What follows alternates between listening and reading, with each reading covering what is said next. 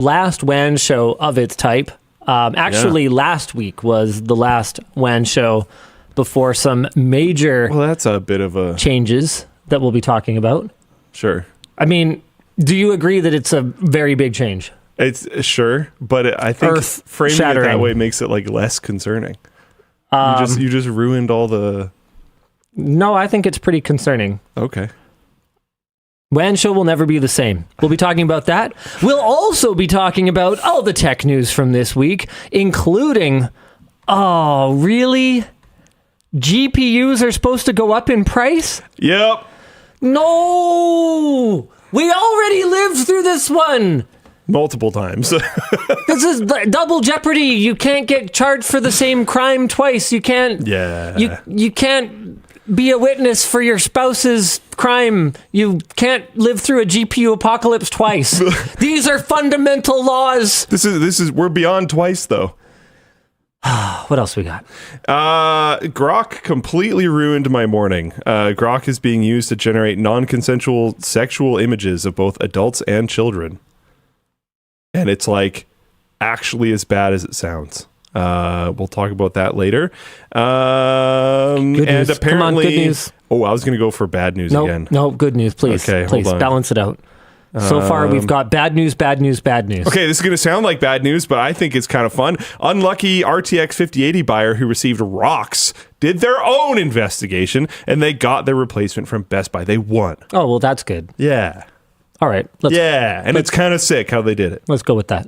Yeah. There's nothing quite like hacking into the files of the principal office. What's this? An energy vortex? Organic life forms? Oh, how quaint. I seem to have discovered a portal into a parallel universe. Extraordinary. Savages. I'll show you.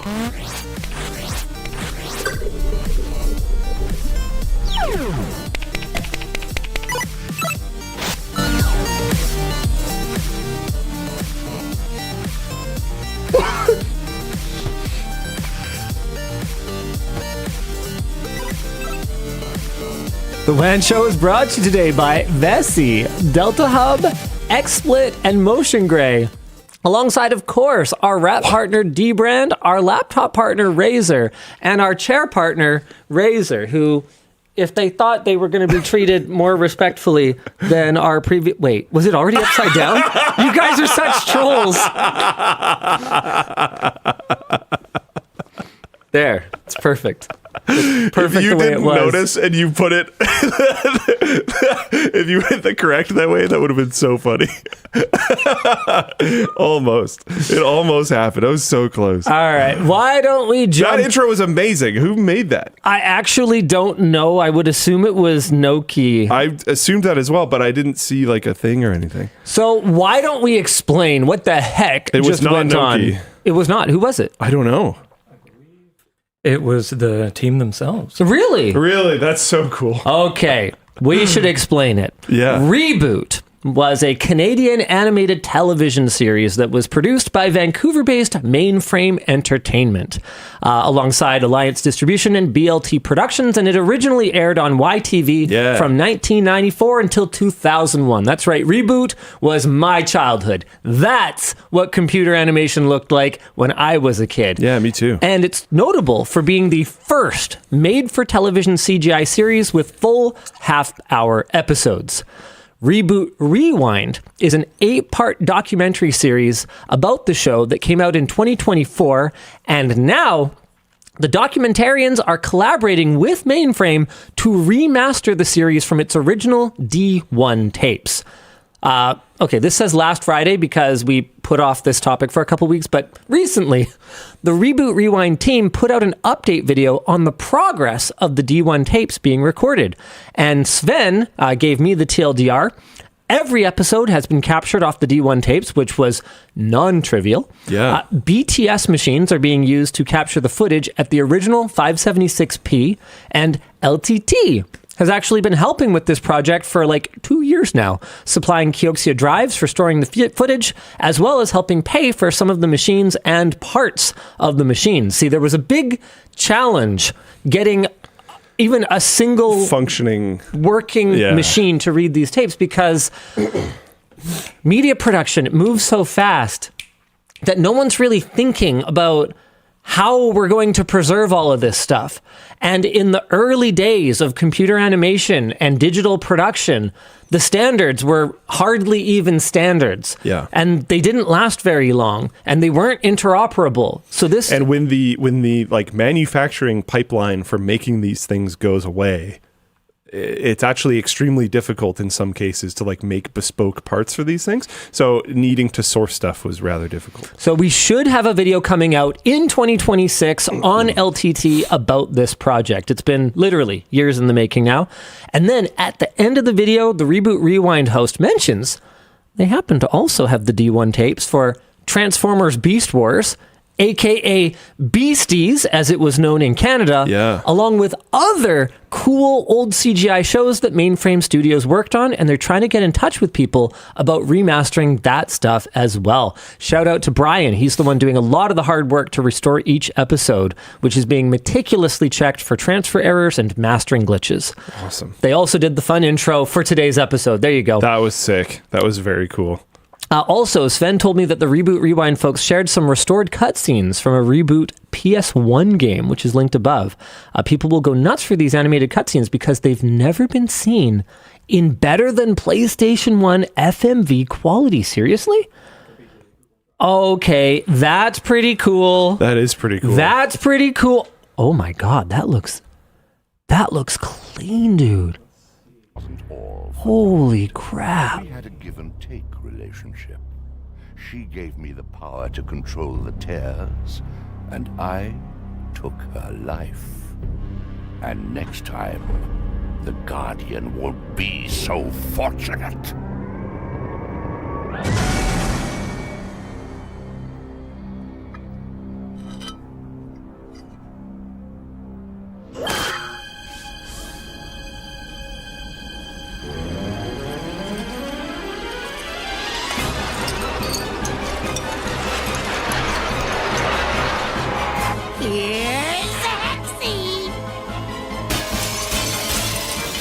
Now, Hex, let's not be petty.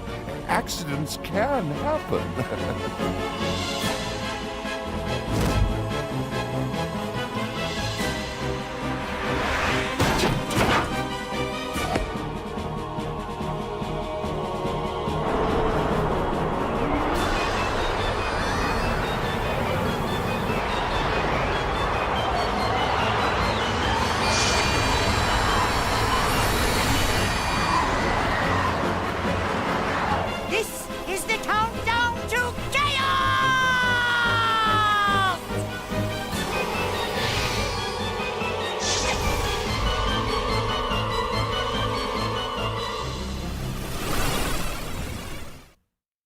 Damn. Dude, doing this stuff back then was so crazy. I know, right? Oh, that is so cool. Anyway, discussion question. Talk about, the value of media preservation. What do we do to protect and preserve our work? Not enough. I mean, realistically, I feel like everyone probably feels like this in the moment. I was about to say realistically, I don't think it matters that much. But then, someone's going to want some reference for even something as simple as how well received was this GPU at that time, and if we don't keep the media from that time, then we don't have it. Yeah. It's that simple. Yeah. And I think that's how a lot of things get forgotten, but I got to tell you, when you're in the thick of it, it's hard to think about these things. Why don't we move on to our next big topic, which is, of course, sorry, I'm looking for good news. We started with good news. We did start with good news. We could do bad news. You know what? No. Let's do a little bit more moderate news. Okay. There is a potential workaround for expensive hardware. Older hardware. the Ryzen 7 5800X, an AMD CPU from like 5 years ago, has just hit the #1 spot as the top selling CPU on Amazon in the UK. And even older CPUs, or even older GPUs like the 5800 XT, are sitting at 4th place for GPUs on Amazon in the US.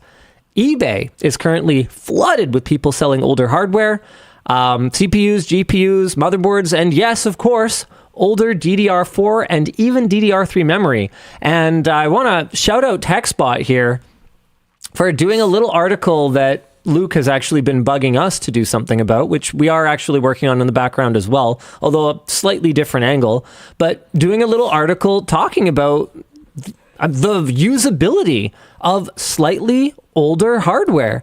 They showed that if you compare CPUs, they actually tested 44 CPUs, and going as far back as the Ryzen 5 2600, in modern games like Battlefield 6, you can still achieve a more than playable experience at 1080p high. And I think this is a really important thing for people to consider right now.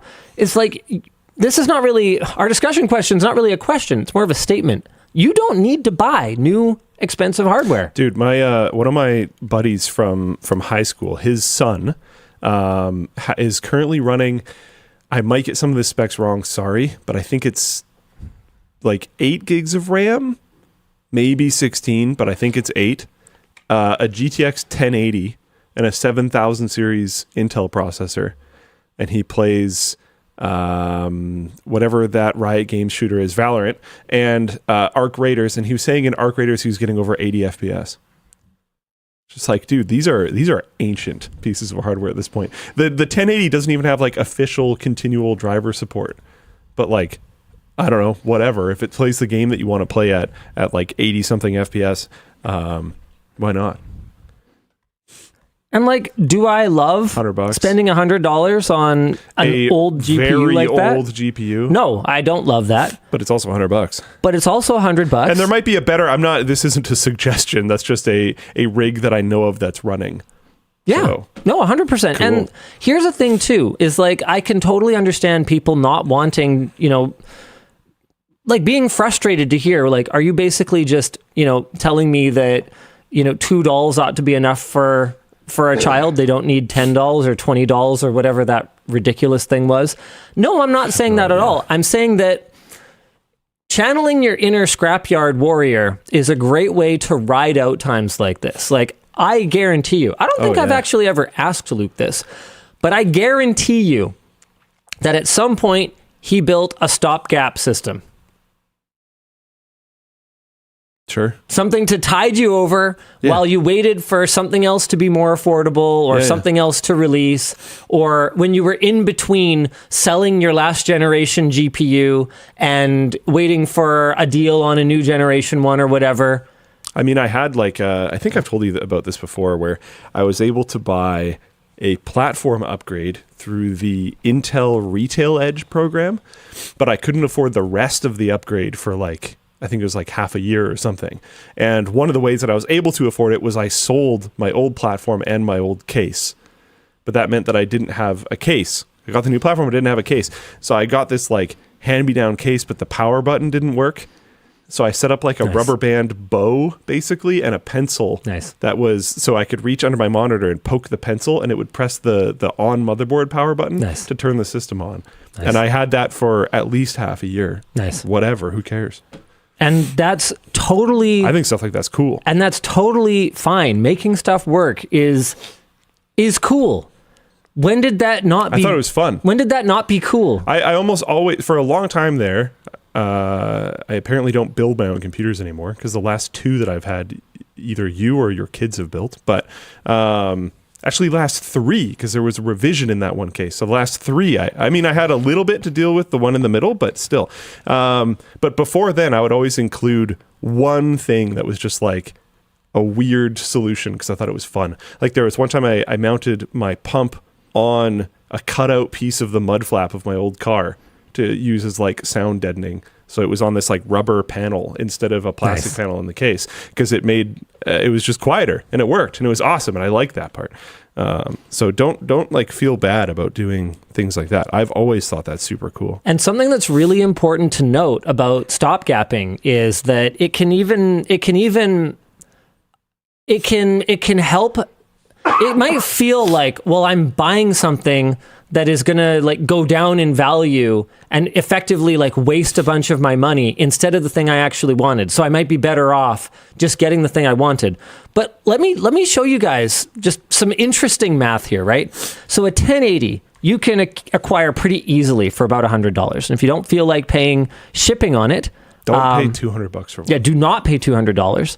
If you don't feel like paying shipping on it, or you worry that something that you buy on eBay might not be working, Luke and I have both tested GPUs that we've purchased on local marketplaces live. Like, test it. Make sure that it actually works. Yeah. And the thing about an older GPU like this is that it's already gotten very low on its depreciation curve. Someone in Flowpoint chat earlier said 1080s have been around $100 for years now. If we go back to like a GTX 780. Okay? Ooh. Here we go. Those are still like $45, $25, $70, whatever. That's a 2-generation older card, right?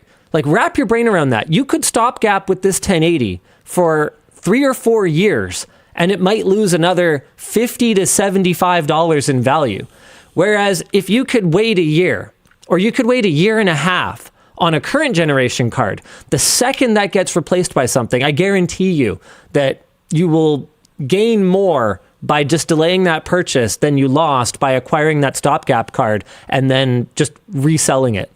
I don't know, man. I don't know what to tell you. It's kind of a frustrating thing, because you know how we often have that conversation where it feels like there's this pressure from certain corners of the community for us to be more outraged, for us to like demand that Nvidia lower their prices as if they're going to listen to us. And I mean, I wish they would. And obviously, prices are too high and blah blah blah blah blah blah blah blah. But and that's all true. But at the end of the day, I mean, we did that video recently explaining that it's not just Nvidia. I mean, Nvidia is a very profitable company, but so is TSMC, who has a monopoly on the manufacture of the chips Nvidia sells. And for that matter, so is ASML, who has a monopoly on the machines that TSMC uses to manufacture the chips that Nvidia sells. And monopolies abound. And you're talking in about the entire supply chain. Companies that are holding up nations. Yeah. When you get to that scale. And so it's one of those things where it's like, yeah, I could like demand that Nvidia lower their pricing, but I don't have that influence. It's so ironic, right? Because influencer is right in my job title, and yet I can't influence companies to change their pricing.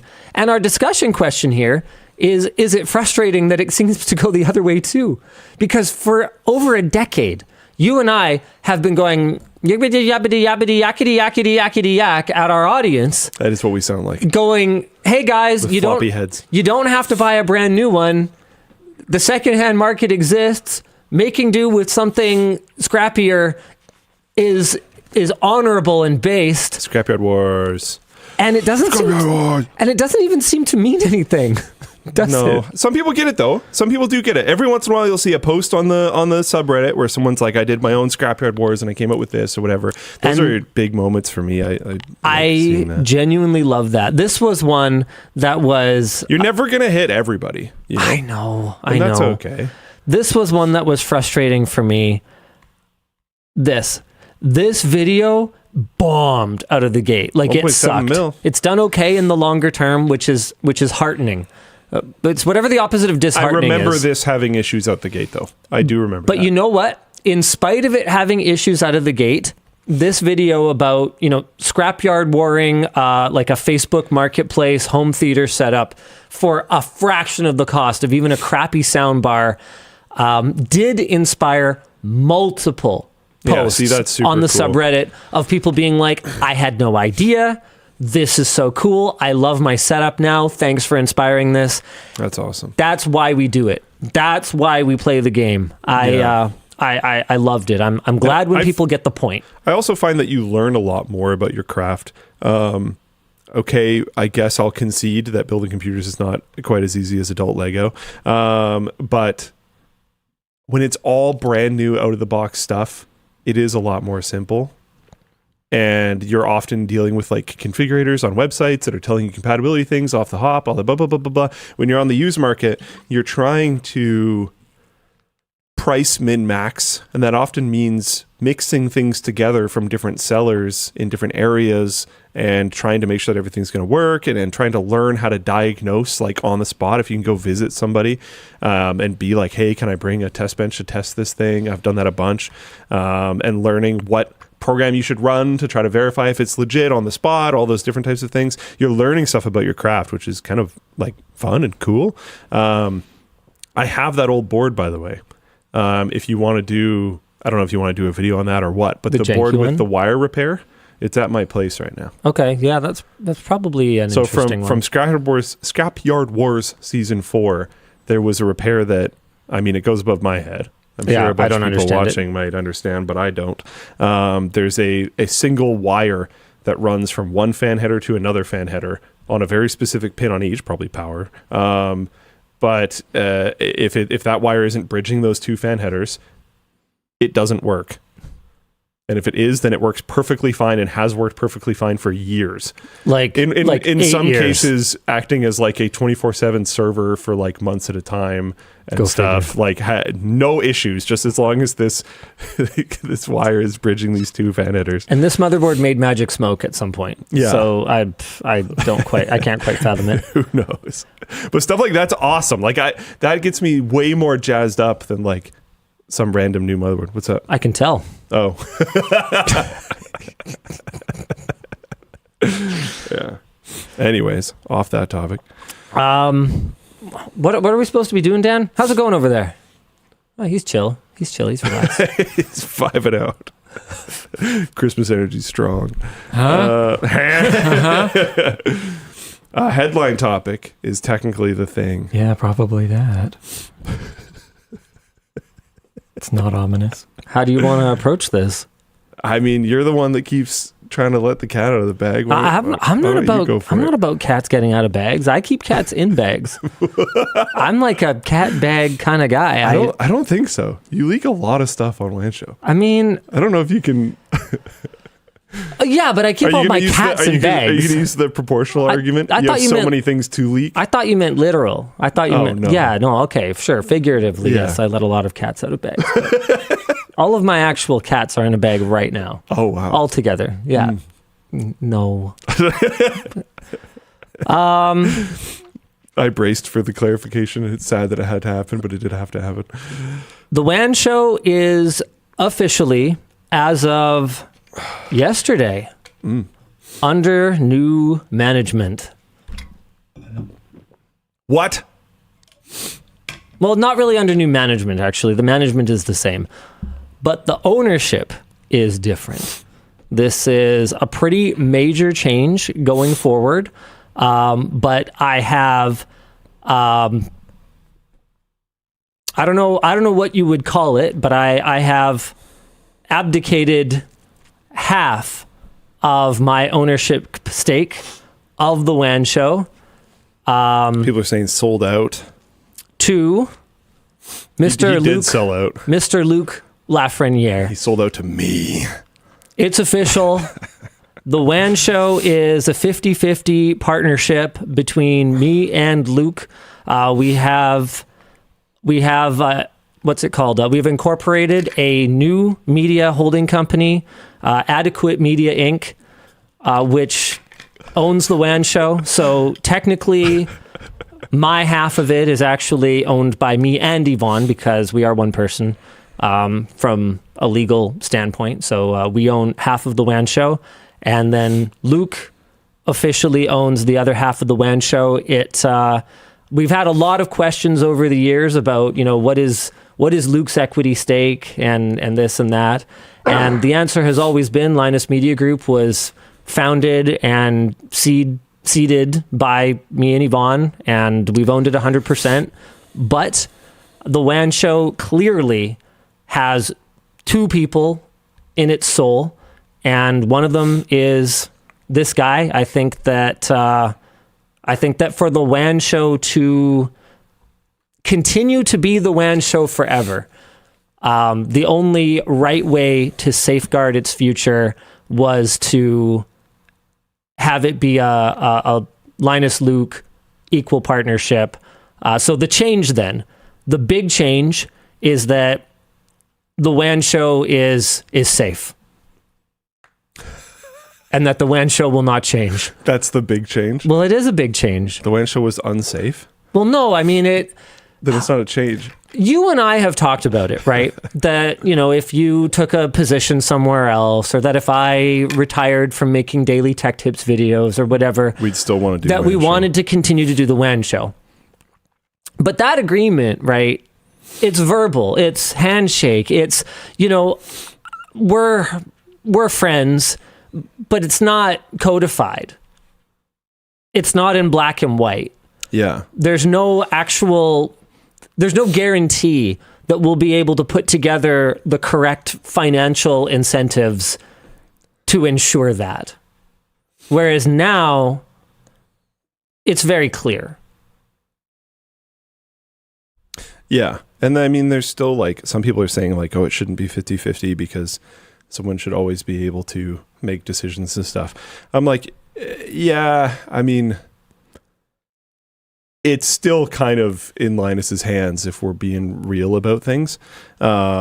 He still owns Linus Media Group. The people who basically like run WAN Show operations wise are LTT people, LMG people, etc.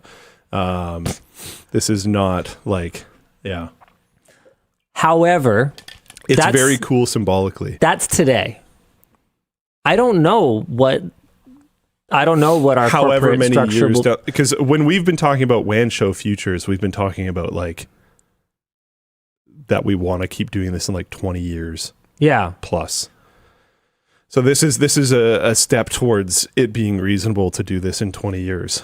Exactly. For today, you know, what will probably happen is there will be an agreement between Adequate Media Inc. and Linus Media Group that Adequate Media Inc. will promote products and services like Floatplane or Creator Warehouse or whatever, and then Linus Media Group will find sponsorships, and realistically Luke is still employed as an employee of Floatplane and Linus Media Group and all that stuff. So for today, there's no change, but for a potential future where who knows what happens, this ensures that there's a strong incentive that's not, I mean, it's not just financial too, right? Like Luke called it symbolic, but I think it's more than just symbolic. I think it's well, there's the non-financial part of it, right? Yeah. Do we talk about that? I mean, sure. can. I'm not sure exactly what you're referring to, so go for it. The agreement that you were just talking about of like the services and whatnot are supposed to balance things out. So this isn't like I'm not like looting LMG. No. And the idea behind it is that would never happen, and the only time that any of this would matter would be if there was a major change to the status quo. We're just trying to get out ahead of it and make sure that everyone's on the same page, that we want to make sure that WAN Show can continue for indefinitely. Basically, however long, yeah. Yep. Keep the streak alive. Yeah, so like effectively nothing is really changing, honestly, internally or externally. However, starting soon, we will start streaming the WAN Show on a different channel. And on the LTT channel. And then over time, we will eventually at some point stop streaming the WAN Show on the LTT channel, and it will move to a dedicated channel. Either we will take over the LMG Clips channel, or we will create a new channel. So you guys will have to go subscribe to a new channel in order to get your notification for the WAN Show live stream and find the VODs and all of that. Stay the Path asks, what about on Floatplane? Don't worry. Floatplane streaming is not going anywhere, for better or for worse. Sorry, Luke. We were close. We'll keep going here. Yeah. Yeah. Okay. Is there anything else? Did people have any kinds of like questions? A lot of people asking how this works for Dan. Dan still works for Linus Media Group. He is an incredibly valued member of the team. But from like a, there at the beginning standpoint, that was Luke at this time. But I really appreciate the community's love of Dan. And Floatplane Chat is Dan. What can I say? They love you. They love you. Yeah, I'm here too. All right. Should we move on to our next topic? This is 3 topics we've done now, but yeah, Dan doesn't listen to the show, so what does he care? Topics don't care. Topics don't care about your feelings. Should we talk about drones? Ah. The U.S. blacklists new foreign-made drones from entering marketplace. No, the market. Like basically, you can't sell new non-U.S. made drones cannot be sold. I guess not saying the marketplace makes it sound like Facebook. Yeah. No, it's just the marketplace in general. The FCC has announced a ban on new foreign-made drones and critical drone components, citing national security concerns, which, as an aside, kind of makes sense. A move that will heavily impact DJIs, rather specifically, which dominates the U.S. drone market. The ruling blocks companies like DJI and Autel Robotics from introducing new drones in the U.S. through existing models. Though existing models are not affected for now. The FCC says foreign-made drones could enable surveillance, data exfiltration, and disruptive attacks, arguing that all future UAS, which is just basically UAV, unmanned, but it's system instead of vehicle. All future UAS hardware should be manufactured domestically to reduce risk.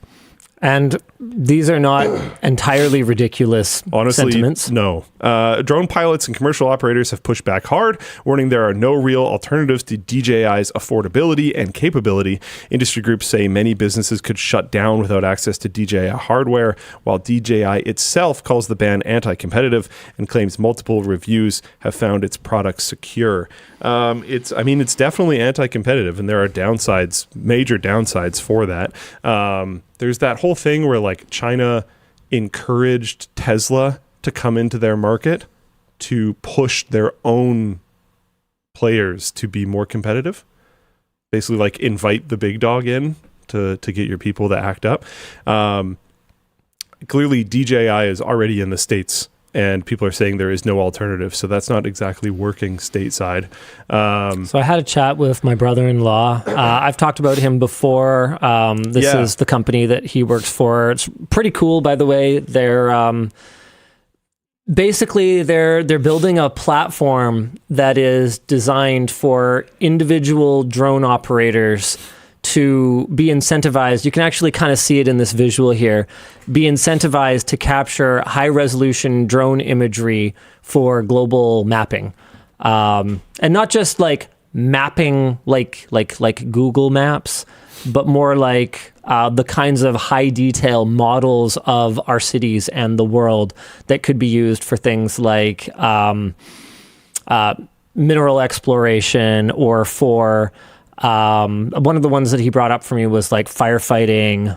There's all kinds of cool stuff that you cannot do without a high resolution map. And there currently is not a practical way to capture that isn't just flying drones with high resolution cameras over every square inch of the globe and then ingesting all of that data and making it accessible. So that's the challenge that they're working on solving. And Elanor says Spexi is crowdsourced GIS, which is honestly so cool, except like even better. It's really, really cool tech. Anyway, the point is that, when this announcement hit, he and I were actually on a beach in Cabo, and his phone just like started exploding because like their entire industry is sitting there going, What do we do now? yeah, okay, So we're supposed to use a domestic drone. What f***ing domestic drone? What are you even talking about? Yeah. Okay, well, guess what?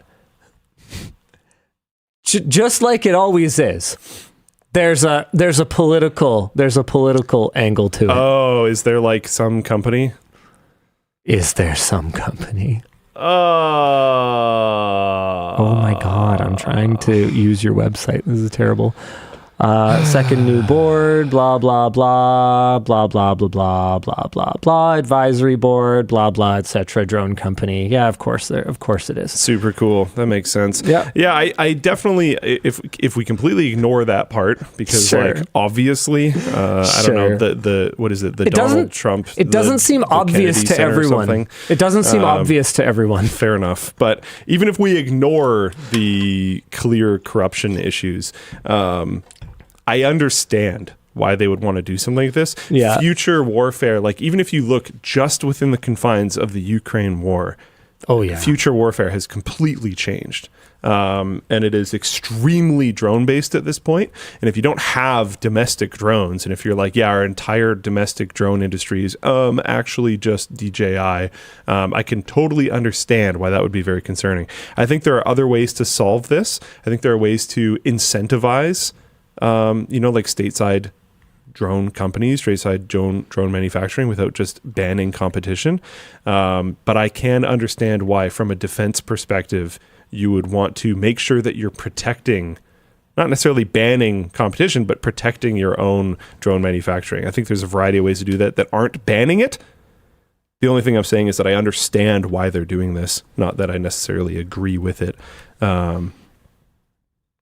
Yeah, I think, subsidizing, promoting, doing something to push local drone manufacturing and research would be a good idea, instead of, banning competition and then setting up your family member for an alley-oop. Nepotism's pretty cool, though, I guess. Anyways, next topic. Yeah. I mean, I don't know. I feel like I might have had no, I guess I don't really have anything more to say about that. We'll see how it goes. It's going to drive up the price of existing models for sure. It's going to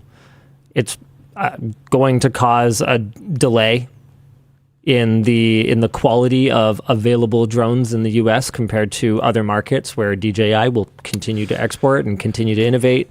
Yeah, the mass manufacturing will be the problem. People have been able to make drones at home for a long time. I do kind of wonder what this will look like for parts.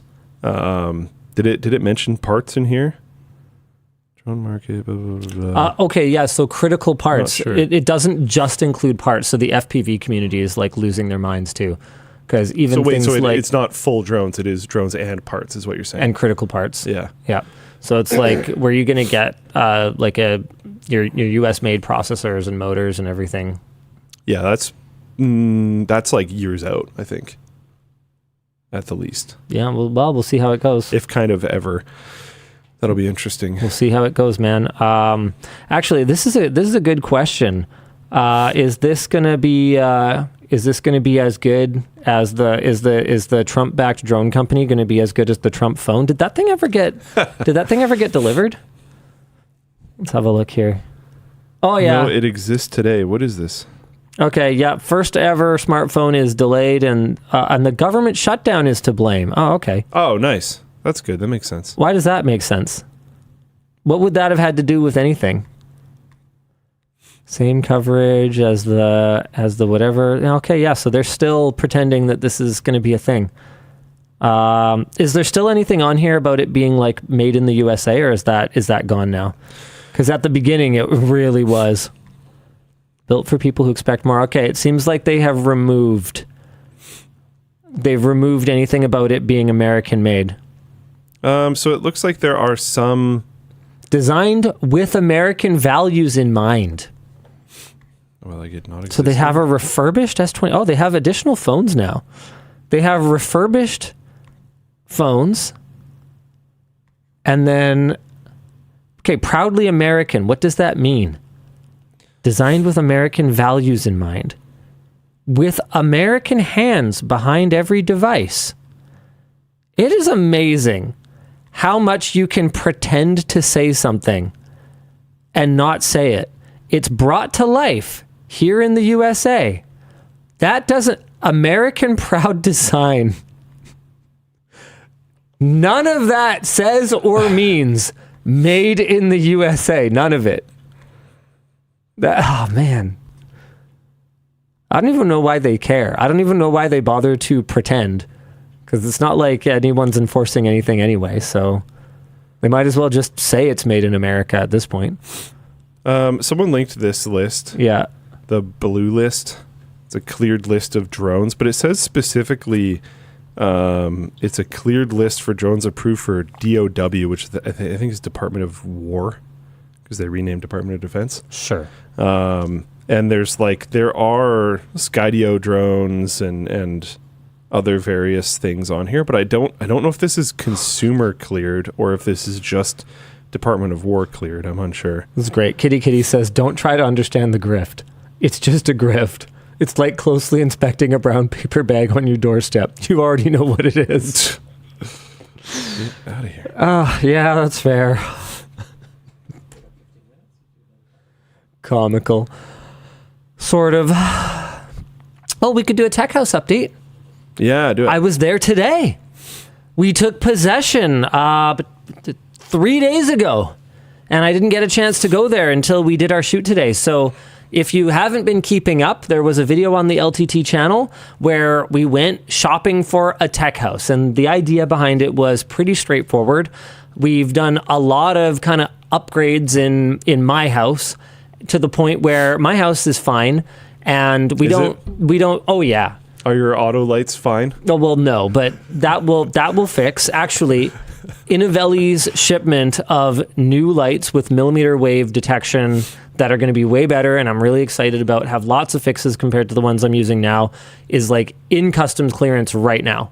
Like, I am stoked to finally have the lighting experience that I promised my family years ago. Anyway, that's besides the point right now.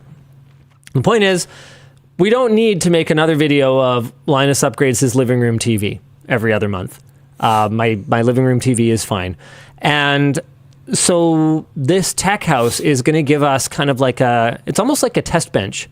It's like the computer test bench of like, not just smart home stuff, because I think there's kind of a limited audience for people who are interested in home automation, but also just practical deployments of technology, whether it's computers or TVs or audio equipment, or, I mean, okay, do you remember that video that you did years ago on using a projector for like tabletop gaming? Oh, whoa. Okay, yeah. Okay. Bit of a deep cut. What? I'm not trying to cut anybody. No, deep cut means like an old reference. I don't think it does. I think it does. No, I think it means like a wound. What am I trying to think of then? I don't know. Bit of a deep cut refers to a significant wound that might need medical attention. No, like the whole AI. chat is saying that I'm right. Luke does know this one. Really? Yeah, it's just slang. Oh, okay. I thought it's like I thought it was like a stab don't twist. Like that's a bit of a deep cut. I'm sure it is also used for that. Okay, bit of a deep cut slang meaning. On the record, a deep cut is a song judged to be less commercial or radio friendly. I like genuinely the entire chat. There's got to be something to it. Urban Dictionary, a song Urban by Dictionary an artist is boomer dictionary at this that point. only true fans of said artist will enjoy or know. Okay. Song. Obscure work. Okay, well, that's clearly closer to your definition than it is to mine. So, sure. Yeah, let's go with it. But you're also on Boomer Dictionary. Anyways, sure. it's just I don't think that video like did well, and it's super old. Oh, yeah. So it's just a surprise. I don't even know what I would type in to search for it. Yeah, don't worry about it. The point is that like we wanna use this place as an opportunity to talk about building a sick tabletop gaming space. Sweet. Or building a super cool Dude, there's a makerspace. lot of really cool stuff you can do these days. Oh, I know. The whole projector game thing has been like very leveled up. There's some really awesome stuff you can do. Yeah. And so pretty much what we were looking for was a place with really good bones and with reasonable ease of use for upgrading them. Because, okay, yeah, it might have been more realistic for us to find a place that didn't have a crawl space, for instance, right? That we were going to be ripping off drywall for absolutely every single wire we were going to run, stuff like that, right? But that's not... We're not a home renovation channel. This is our first kind of kick at this can. We wanted something that we wanted something to cut our teeth on. So we got a place that not only has a really nice crawl space under the entire main floor, which is sick. That'll be sick for doing this type of stuff. Yeah, it's not tall. Like, in order for me to get down there, I have to be completely almost like butt down to the ground, and it's like here. So you're pretty much crawling. It's a literal crawl space. Good name. But it also has a little, like, I think it's called a dormer. Like, it has one room that's on the second story in the front, and we're thinking we're gonna convert that to like a media room, and then it has a couple little crawl pathways along the side of that as well. So it's got really, really good access to getting fishing wiring down or up into wall spaces. And it's actually, this video is going to be really fun because in the first one, we just kind of do a high level overview because we're just touring it because we were shopping. Whereas in this one, we really start digging into some of the really weird stuff the previous owner did. Like, he was obviously, in a different way, a pretty techie guy. Okay. One of the bedrooms has, I kid you not, 3 RJ11 jacks in it. There's also like a phone line. Yeah. There's also an RJ11 jack next to the toilet. No, okay, that was a thing. Very odd, but yeah. That was a thing? I've always thought that's weird. Yeah, to have a, like, what happened to you just unplugged my headset. Oh, sorry, I'm fidgeting. Oh man. My bad. No, to have a phone in your bathroom. Oh. Man. What happened? It's fine. Don't worry about it. Oh, Yeah. we're good. The WAN Show quality is not going to get better as a result of any of this, just so you guys know. Yeah. Toilet phones were a thing for sure. I always thought it's kind of pretty unsanitary, personally. Sure, but yeah. you're just putting it on your face. I get it. There. I can see it both ways. Yeah, sure. But it's the 3 in the bedroom.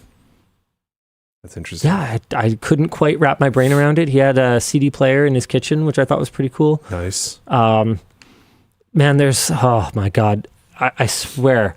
Wasn't there like I think I saw in the video you could like play music throughout the house on like on that CD player or something? I think so. Yeah. 1 out of every 3 like duplex receptacles, like power outlets, had one of those 6-gang ones like bolted onto it.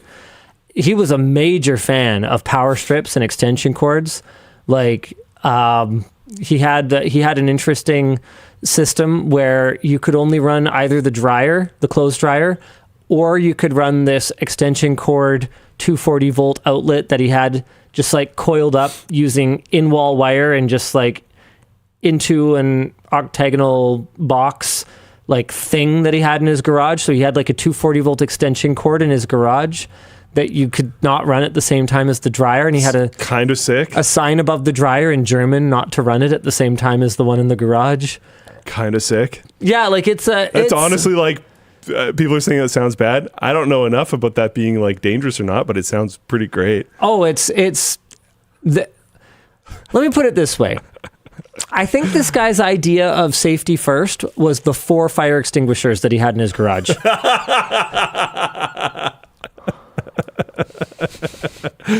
Rather than just, I don't know, not starting a fire in the first place. Like he'd be like, yeah, I'd love to have a cable outside the house. So I'm going to just take a big long drill bit and go through the wall. Like that was his way. And he's got like a shed in the back.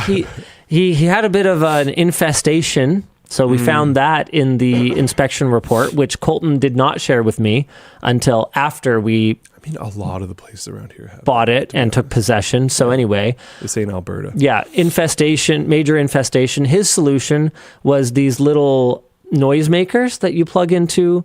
Yeah, they were like everywhere. Noisemakers? Yeah, it didn't help, obviously. No. Yeah, so I'm kind of thinking tech house cat. We just get a pet and keep it there.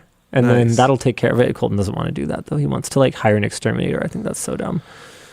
I think a cat would take care of any rodent issues around this house like quick styles. Dude, I don't see... Oh, I shouldn't say that. I have seen mice in my house. They were dead. Or in a fish tank thing. Okay, well, yeah. Those were pets, sort of. It was complicated. They're temporary pets. And eventually, they were dead. So the system clearly works. It did. It worked exceptionally well in that case. Yeah. Linus just wants another cat. I mean, yeah. Another cat's not a bad thing.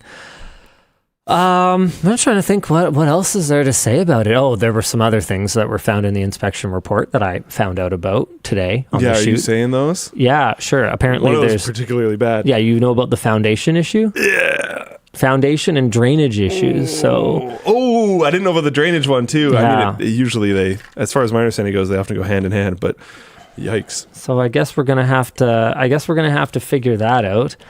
But dude, I'm excited. This does sound like bought a house in Vancouver vibes.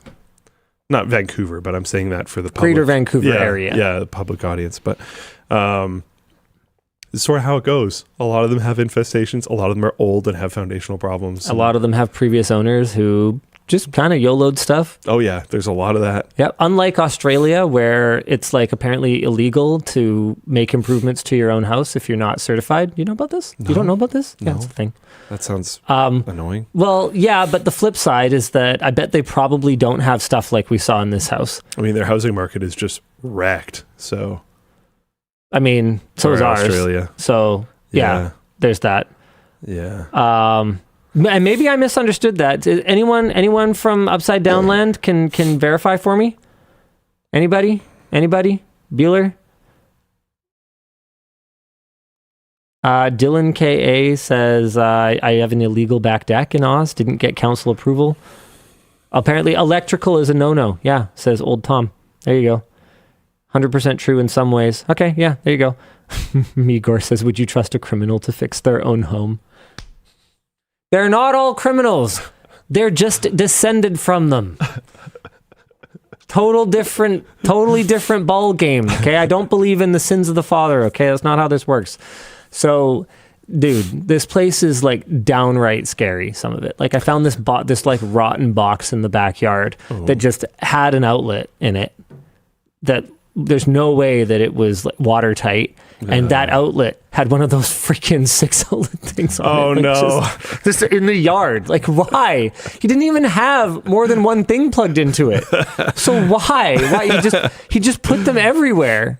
Just put them on everything. It's like, oh, God, no, please stop. He just really liked his power. I think James said that he had 2 built-in vacs. One that ran to like a couple spots and then one that was running somewhere else. I didn't actually verify that. I didn't double check that because it didn't make any sense to me, but maybe he's right. I don't know. Yeah, we'll see. It's going to be cool though. I think it's going to be a lot of fun. As I was walking around, half of me was really excited about all the cool projects that we can do. And then the other half of me was like, oh God, have we bit off more than we can chew? Like, it's obvious that there's a couple of little things that they did just to prep the place for sale. They just obviously redid the main bedroom ensuite bathroom, like all modern. It has a sliding barn door. entrance, Man, and it people has love like those freaking barn doors. I know. Oh, they're awful. Why even have a door? Like they're so dumb. They don't block any To sound. me, They don't it block feels any like- smell. It feels like you're declaring that this door will always be open. And then if Yeah. that's the case, like, Just have it be a pocket door, and then we can Yeah. ignore it, or just have it not be a door. I guess. Yeah. That's an option too. yeah. You could just be like all those hotel rooms that just don't have a bathroom door because apparently, every couple in the world wants to watch each other shit, Yeah. which I don't fully understand. Like I'm not gonna yuck your yum or whatever, but like I just don't need it. Yum.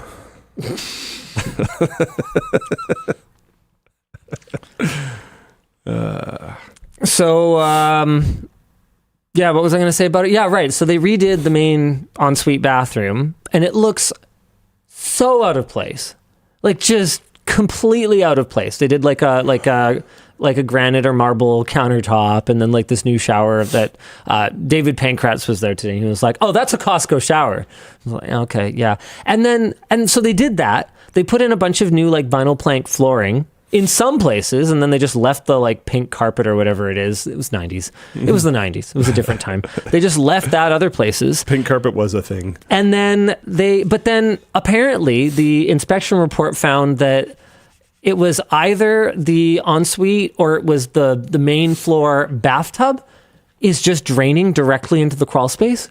Oh. Yeah. So like, it's completely cosmetic. I found a can of paint in one of the closets that just says all walls. So like classic, throw a coat of paint on it, redo the main ensuite bathroom, put some vinyl plank down, slap some lipstick on this pig and get this thing sold. And we bought it. Nice. Yeah. To be fair, I think that was going to be the situation for all of the places that you're looking at that price point, Yeah. more or less. I mean, no, we did find stuff that was not that much more, that was pretty move-in ready, but we also didn't want something move-in ready. You wanted to work on stuff. Yeah, we didn't want to go into a place that was perfectly nice. How much was it? Is And that disclosed? throw away a bunch of stuff. I mean, I think people could find it easily enough. So it was actually, I don't know what we paid. Okay. Because I know that we did negotiate because of like, oh yeah, your foundation has problems and like That can be a pretty big one. and your like drainage has issues and there's all this stuff that's not up to code. Like I think there was a bit of negotiation, but I think the list price was 1.3. Okay, yeah. So there's definitely ones there There's that are not as bad. there's very move-in ready stuff. Yeah, But this I place, thought it was like pretty lower than that. But this place has a yard, which is not a given around here. No, And it's like a reasonable sized house. you'd think with the amount of space Canada has that we would make that a thing, but nope. Well, here's the thing, right? Like, Are you going to show the map of BC? yeah, I'm gonna show the map of BC. Let's educate the masses. Yep. So Canada's really big, but also the Mercator projection makes it seem a lot bigger than it is. If you actually look at like on a round globe. Okay, I mean, like, it's still really big though. It's still really big, but it's also like it's not that big. Like remember the news cycle recently that was like, hey, does anyone actually know that Africa is like Enormous. and that Europe is like not? Because like Africa is like not that much smaller than like freaking Asia. Like it's freaking huge. Like did anyone realize any of this? Did anyone know that Brazil is like freaking the size of the US pretty much? Not quite, but like on a Mercator projection map, these things do not look right. Anyway, the point is that while Canada is very large, indeed, I'm just going to go ahead and put the old Mountain range. terrain on here, or the What are those? topomography. So yeah, here's a big part of our problem. There is like one We're little in like this little thing. tiny flat part of British Columbia. and then it's all just there's a little valley here. There's another one here. This one's kind of part of the same one. And then up here is just here be ice dragons, basically for all of this. And then, yeah, we have some planes that also are full of ice dragons for half of the year. And then you can you go south enough that it's livable again for a bit. And then here be mountains again. And more ice dragons. And more ice dragons. So Canada's actually... There's a lot of ice dragons. Yeah, there's a ton of ice dragons. Yeah, whereas like in America, they do have mountains. You know, they have a lot of the same problem as us sort of through this area here. But then they also have just like, oh wow, look at all this like perfectly flat, not infested with ice dragons land that is really useful. A lot of wind dragons. That's true. Definitely wind and rain dragons. Yeah. They got their own kinds of dragons down there. Yeah. Oh yeah, I guess we could do that. So yeah, excited for Tech House. It's going to be great. I'm not going to think about it too much right now because I got CES next week, but I'm going to get back and it's going to be fun. How'd you get out of CES anyway? I was kind of looking at the year and going like, okay, there's two like CES-like shows that are in heavy contention. So basically you just want to go to Computex. Yeah. I'm going to bring Nick and Lucas. And we're going to try to go see... I'm trying to talk to some brands. There's a couple brands that are interested in doing this right now, but we want to go see... You know how we've been doing this like kind of tour of testing and validation and performance testing labs? We want to go do that, but also in Taiwan. We want to see how they design and test power supplies like at their actual location. Oh, that's cool. Do different things like that. It's proven a little difficult to get through to companies, but I think it's because we're not super close to Computex and everybody's focused on CES right now. Mm-hmm. So hopefully after CES, the conversations will kind of prop up. But I was looking at like, you know, with no sponsor or anything for the labs side, bringing down either myself and two others, which were the two potential plans, and then paying for flight accommodations, all that kind of stuff for a week. What am I going to get out of this event? And it was like, I don't know. Right. I can maybe swing one event for the year. Right. And if I can tie on these like potential brand tours of like seeing how these things are performance tested, seeing how these things are designed and whatnot, to the Computex one, that sounds a lot more valuable. So I'm going that angle. Also, you just would rather go to Taiwan. We don't need to discuss that part. Sure. But we don't need to discuss it because you know, and I know, that all of that, whatever, that I was hardly really even listening to. Not like Vegas, and I might really love Taiwan, but I think that's irrelevant, really. Really? I think I might have constructed a scenario where one makes a lot more sense than the other one. Yeah, I'm pretty sure that was what the... And it might also be very reasonable. Yeah. It might be a pretty good construction. Plausible, you might say. It might be almost entirely designed to get Nick and Lucas there, because I already had mechanisms to get myself there. Listen, your justification can be whatever it wants to be. I'm not going to crash out about it. What a segue, dude. And what a first merch drop of the year. The Crash Out t-shirt. Yeah, I guess I can also... There it is, boys. You ever have those moments where for like half a second, throwing your laptop across the room feels like a totally reasonable troubleshooting step? Me too. And that's what this shirt is for. When your patience is basically gone and you're still pushing through it anyway. It comes in tall. It's printed on our super comfortable blank t-shirts and comes in both regular and tall. If this shirt feels uncomfortably relatable for you, you can get yours at lmg.gg/crashout. So here it is on the global store, also available on the US store, and it looks a little something like that. Get it in any size you want and any length you want, as long as it's black. What else do we have for the store this week? Yes. This is less of a, this product is available, and more of a, this product is coming extremely soon, be ready. LTT truespec cables are coming. These cables are crafted with care, built with a strain relief that bends with the cable instead of against it, reducing stress where breakage often happens. We have paired that strain relief with a supple silicone jacket that resists UV damage, kinks, and tangles. And the high-speed conductors are... Actually, here, can I bring that up on your screen? Yep. And the high-speed conductors are individually shielded to reduce interference and keep your transfers running. Every connection feels effortless, and every performance remains uncompromised, whatever the second part of that sentence meant. Uncompromised performance. And we feel that the right cable should fit your setup, not the other way around.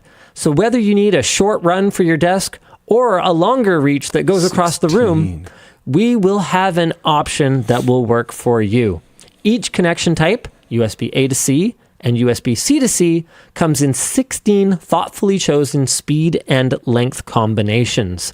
And every cable is clearly marked, you might want to give them a little zoom on that, for speed and power, giving you the confidence to know that the performance you expect is the performance you will get. You can sign up to be notified once these drop at lmg.gg/cable signup.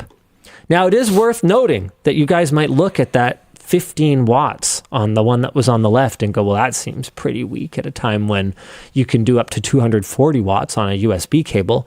That's because that has a Type A connector at one end. And when we say true spec cables, we mean that we are remaining true to the spec. So there are technically products that exist within the USB ecosystem that are not to spec. Extensions, for instance, exist, but from chatting with Tynan about it, they are not spec.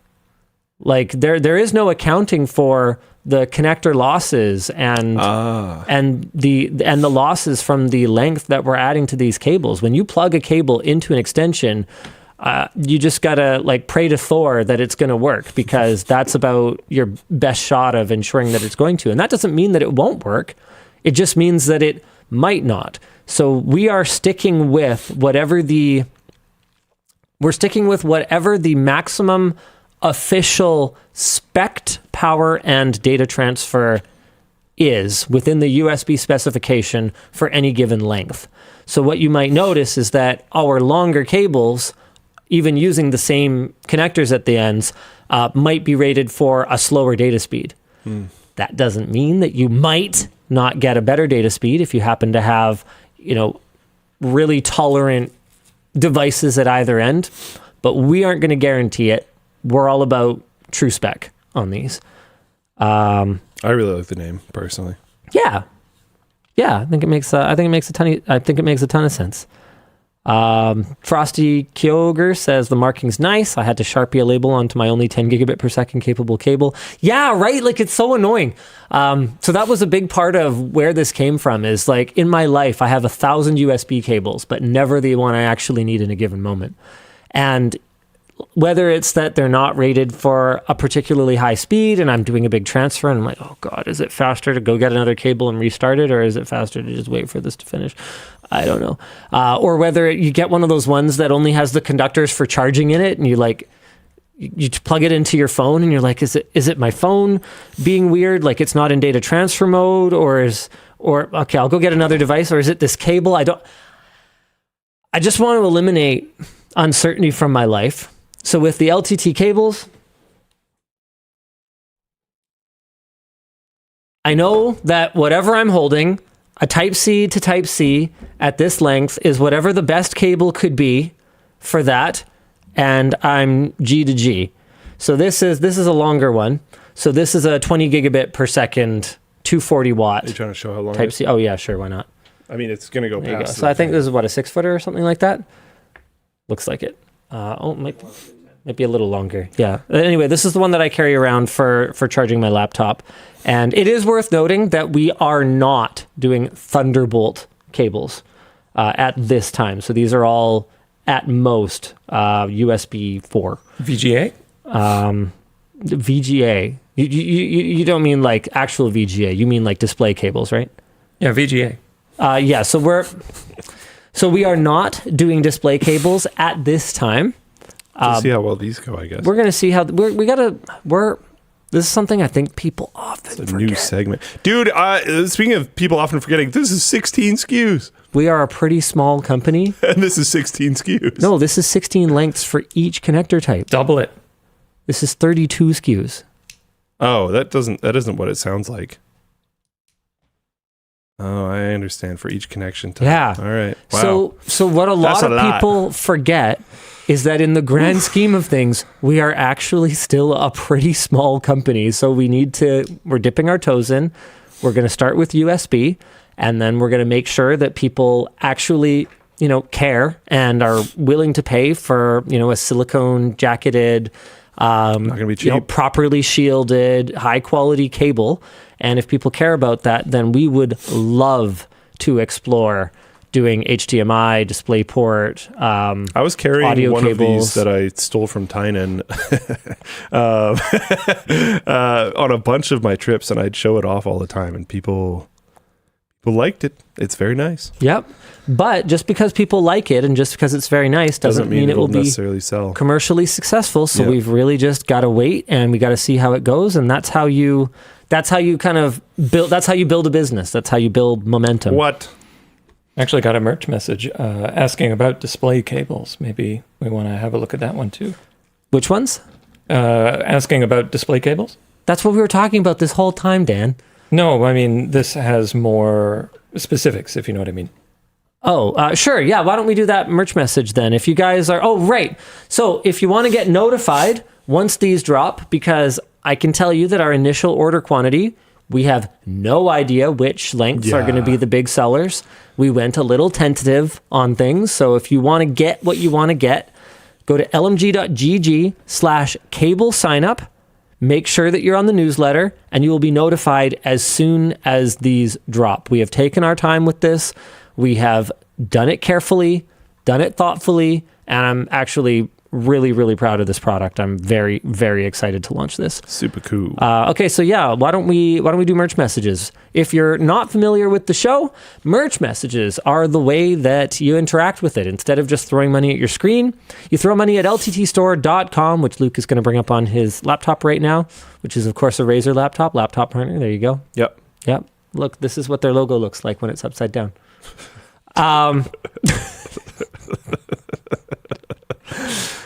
Anyway, just go ahead, add something to your cart, maybe our new Crash Out t-shirt, and instead of throwing money at your screen, you can throw money at lttstore.com, get quality merchandise in return, and you can leave a merch message. So you just add something to your cart, go ahead, leave a merch message. You can color code it however you like. You can keep it anonymous. You can show your first name and last initial, and then you go ahead and check out. It'll go through to producer Dan, who will reply to it, or who will just put it up down here, or who will curate it for me and Luke to talk about. So we'll show you how that works.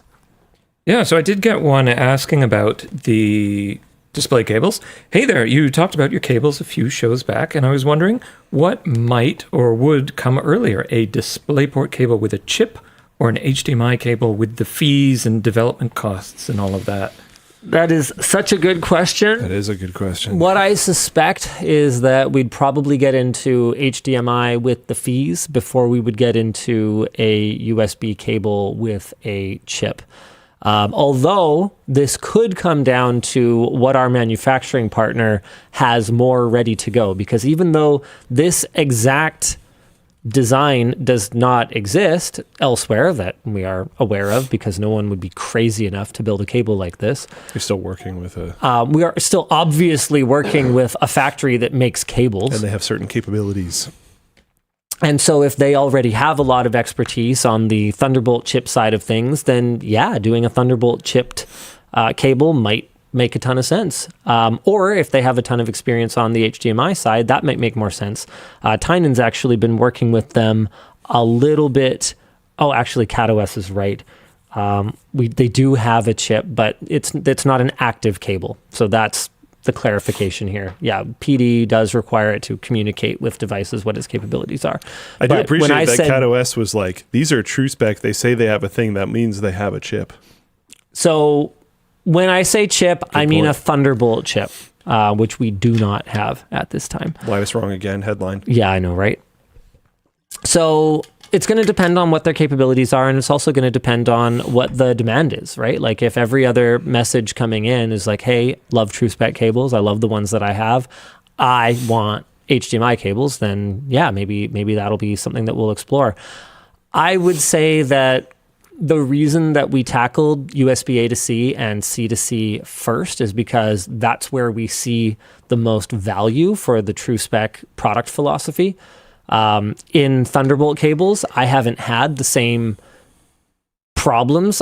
I haven't had quite the same experience with cables not being what I expect them to be, because generally speaking, Thunderbolt cables are quite max spec cables. And same goes for HDMI. It's kind of confusing labeling because, 4K generally means HDMI 1.4, if I recall correctly. And then like 4K 60, I think means 2.0, 4K 120. And then 8K means 2.0. Look, the point is they have labeling. It's just like kind of stupid. And a lot of the time you don't even necessarily need the better one. Because if it's a short enough run, it doesn't really matter. A lot of the time, the older cables will still totally work. Other times they won't though, and you'll get weird cutouts and stuff like that. They are digital signals, so I would never snake oil market these and say you connect this between your MP3 player or you connect between your DAC and your computer, and you'll hear the digital bits better or whatever. That is bullshit. No. But I've heard I think this was in Floatplane chat or something. Somebody mentioned that connecting their laptop and their deck when doing DJing sets with a good quality cable that they can feel like they can rely on more sounds great. It's not that it's going to be a better quality connection. No, but knowing that it will work is, and it's going to be thrown in bags and taken back out a bunch of different times, and they feel like they can, if they can trust it more, that has a value to them. That's cool. That's a fairly mission critical connection that I might understand someone investing more in. And to be clear, they're not magic, right? This is still a two spec USB-C connector at the end. If it's plugged into something and you don't put any strain relief and you let 4 feet of this cable dangle off of it, it's gonna eventually bend. It'll wear out. Don't be an idiot with your stuff, right? But we've built it to be as robust as we can possibly make it, as bulletproof as we can possibly theoretically make there's it. still gonna be some that'll fail and yada yada yada. It's like any product. I know they feel nice. And I have been told that there are cases where a digital cable can be used for analog purposes.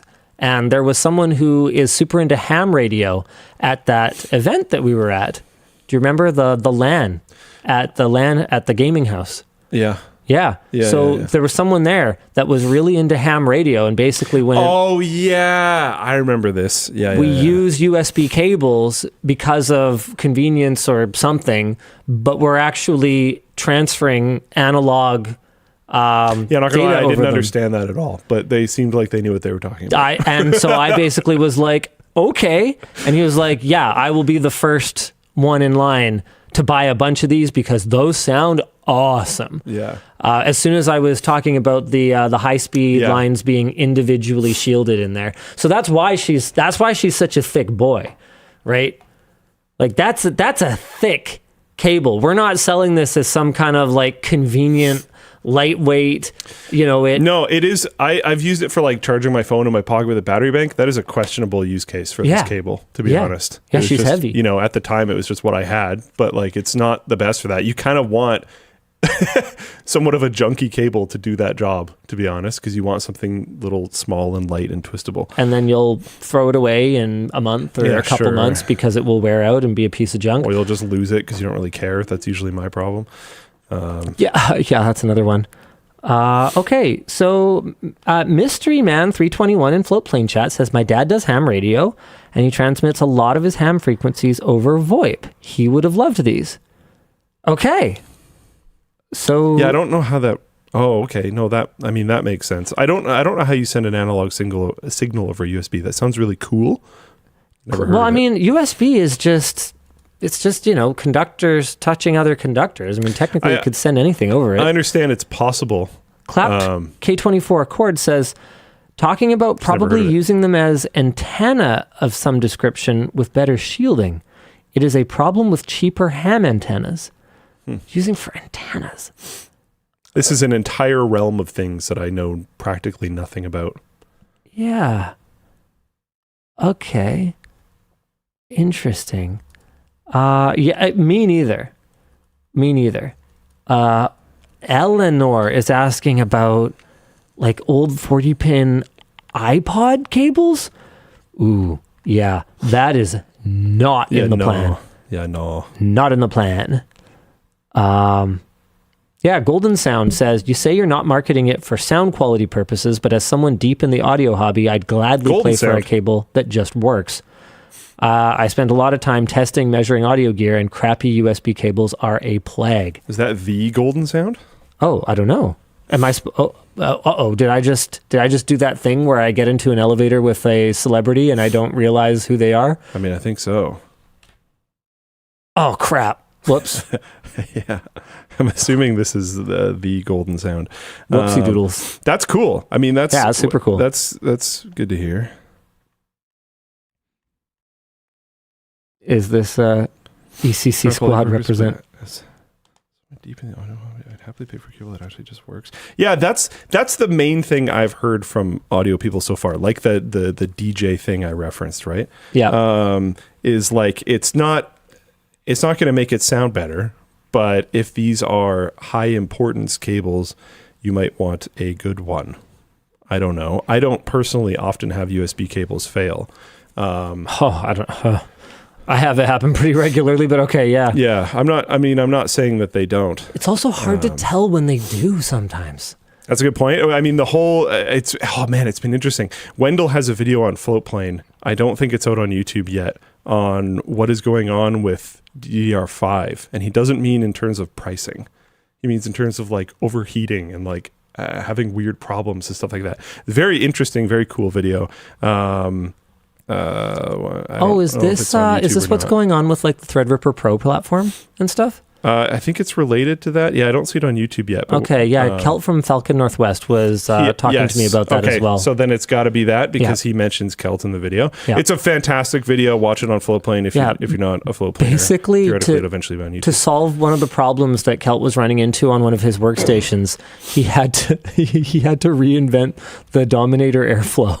Yes. Yeah. So this is that for sure. So like this stupid thing is hold on, I'm gonna but it's find super it. cool now because I think it's level 1 tech. Maybe it was this stupid thing is coming back. Yeah, buddy. But it's 3D printed now. Well, okay, yeah, sure. Which is awesome. But like, it's cringe that we need this stuff. But there were several generations of Dominator airflow. I don't want to spoil the video because it's Wendell's work, but it's a fantastic video and it explains why we might need this stuff coming back and like how this could even potentially happen and like the design philosophy and the steps of it and all.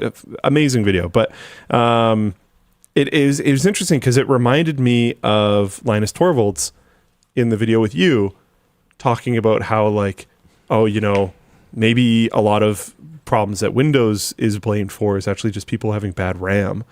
So I don't know. Yeah, maybe there's something going on with USB cables. I'm not going to step in and pretend that I know a lot about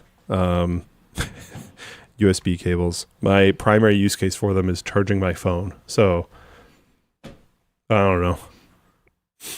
I see a lot of people in chat just talking about everything from DJing to like capturing to what else are people talking about? Using them in your truck. Oh, the truck one is a big one. That was a big part of the reason that we went with silicone because I don't know about you guys, but my Android Auto cables. This is exactly. I was talking to my brother about them. this, and my brother does a lot of mods to his truck, and I was talking about like, yeah, I don't think you're going to be like replacing all your cables with this, but if you were like replacing your infotainment system and you needed a cable that was going to be in the back, and you just never wanted to have to go replace it, this might be a use case. Especially that makes sense. if it's going to get any sunlight. And again, it's not magic. We didn't make magic here. You know, if you freaking, you know, close your door on it or something and it gets kinked, like it, you know, it can break. But we did want it to be very resistant to UV. Yeah. And yeah, someone responded, it's not often a cable fails when DJing, but you need a solid cable because, well, if it fails, the show is temporarily over and you're effed. Not worth risking it over a $5 cable. Well, hey, good news. This won't be a $5 cable. Yeah. I don't know if we have. I don't know if we have pricing solidly figured out yet. But it won't be $5. I can or £5, I guess I technically said. I can guarantee it. TrueSpec XLR win. Ooh. See, XLR is one of those spaces where, again, and maybe this is ignorance on my part, but I just didn't really feel like we were needed as much as we were in USB. I suspect there are probably more available higher quality cables in that space already than the USB space. I would guess. I have no idea. I mean, maybe, but I also think there's been like a heavy sort of commodification of even like professional cables over the last little while. Like people in chat are also saying they build their own XLR, which I do believe is a thing. Mm-hmm. Oh, I think Dan built a bunch of the XLR cables around our studio. Is he even there? Oh, he's not even there. Okay, yeah, so I'm sure that if we ever did do a TrueSpec XLR cable, Dan would be happy to tell us what we need to do to do it right. Mogami Gold dual twisted pair. There you go. That's apparently the one he likes. But that's a completely separate conversation for the future. Yeah, Jam Mash says very hard to find quality USB cables on Amazon these days. Yeah, the enshittification of Amazon has become like kind of a problem because other places to buy things have been just decimated by Amazon's dominance, and Amazon hiking up their seller fees, storage fees, fulfillment fees, and advertising fees, which you have to pay if you want any exposure for your product whatsoever, has basically created an environment where the only products that can survive on Amazon, that have enough margin on Amazon, are super, super high margin products, which is just another way of saying super low cost and high price. Bleh. Sure, we could do more topics. You want to pick a topic, Dad? You wanted a new topic. You pick it. Okay. Oh wait, should we do sponsors? I feel like. Oh wait, no, that was. Sometimes I forget that what we're talking about is promoting LTTStore, and it's not like a topic. Was that an LTTStore promote? It was. Yeah, it was. And merch It message. just went on for so long. We just ended up talking about cables. Yeah. Sorry. Oh wait, no, we're still supposed to do another merch message, Dan. I think we'll probably do another topic now. Oh sure. Okay, sure. You want to pick one? Sure. What's Apple got for us?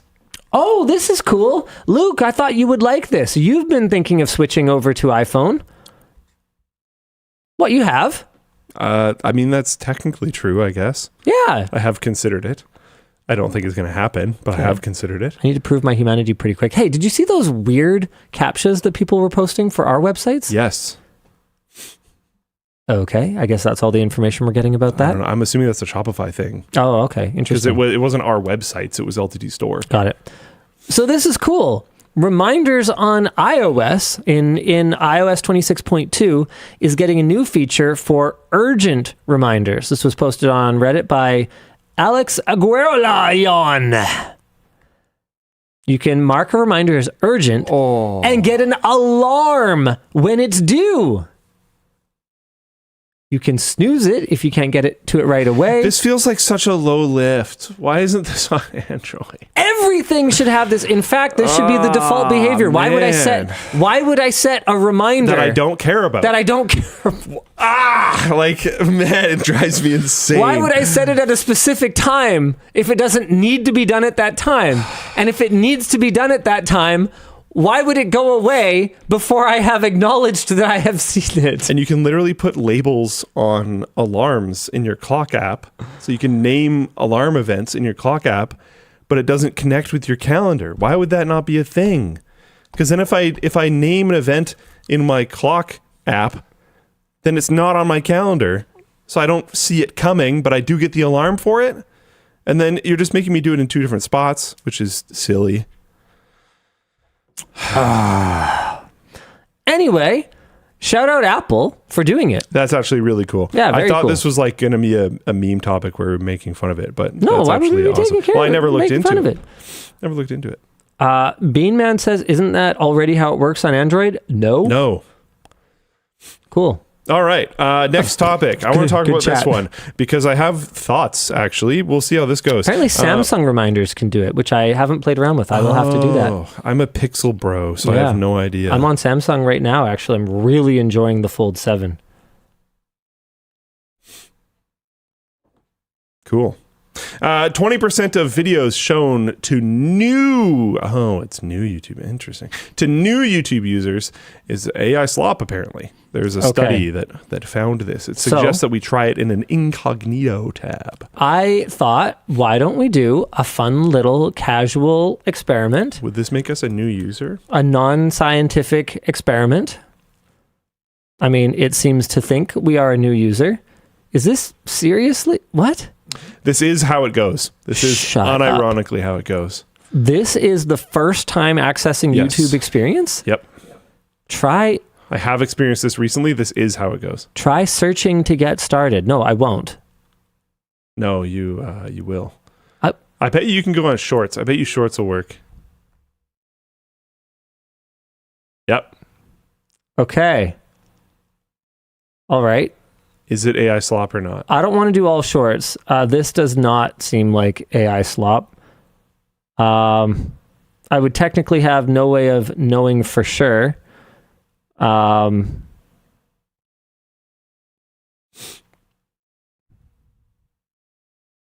I mean, it doesn't have to be AI to be slop. Yeah, what? Oh my God, who cares? Shorts suck, dude.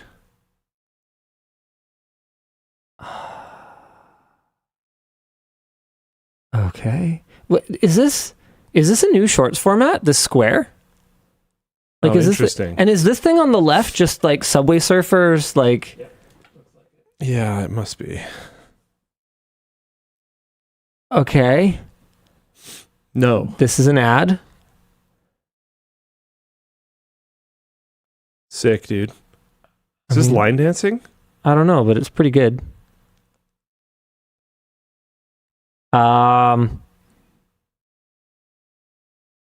This has so many filters on it that it's hard to tell the difference between this and AI.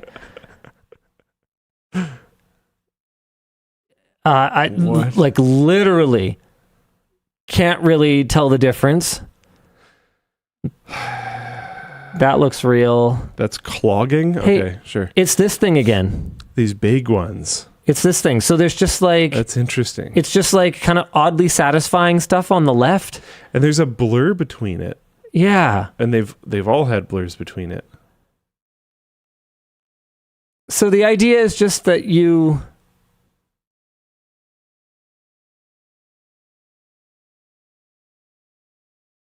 okay. My brain just kind of hurts right now. You know what? I gotta say, it doesn't seem like I'm not seeing a ton of AI slop. I'm not. This could Not be obvious. Not obvious AI slop. I mean, there's definitely This is AI Omega powered filters. filter garbage. Oh, this Yeah. is sponsored. Okay, so that's an ad. This is not going to be AI slop either. Okay, all right. So So we didn't get much, but we only looked at shorts. yeah, we only looked at shorts. Okay, if I go back, oh hey, look at this. If I go back to home, Now you've looked at shorts, so now you can see it. yep. Okay, So that's not slop. nope. Well, it's not AI. Ryan Okay. Trahan is. I actually don't know. Are his videos good? I have no idea. Okay, cool. I opened a fake McDonald's It's drive-through. not slop. I mean, that logo looks like AI slop. Okay, I but guess. Yeah. Okay, add. We didn't get any in the shorts, but as far as my understanding goes, there's an incredible amount in shorts. Yeah. Is that Outdoor Boys again? What's Outdoor Boys? Let's go. Oh, this. Oh, okay. Let's go. Okay, so that's real. Not AI slop. Add. Confirmed. Not AI slop. So is We're this... really not getting 20%. So here's a question. I mean, okay. This is AI. I've seen these before.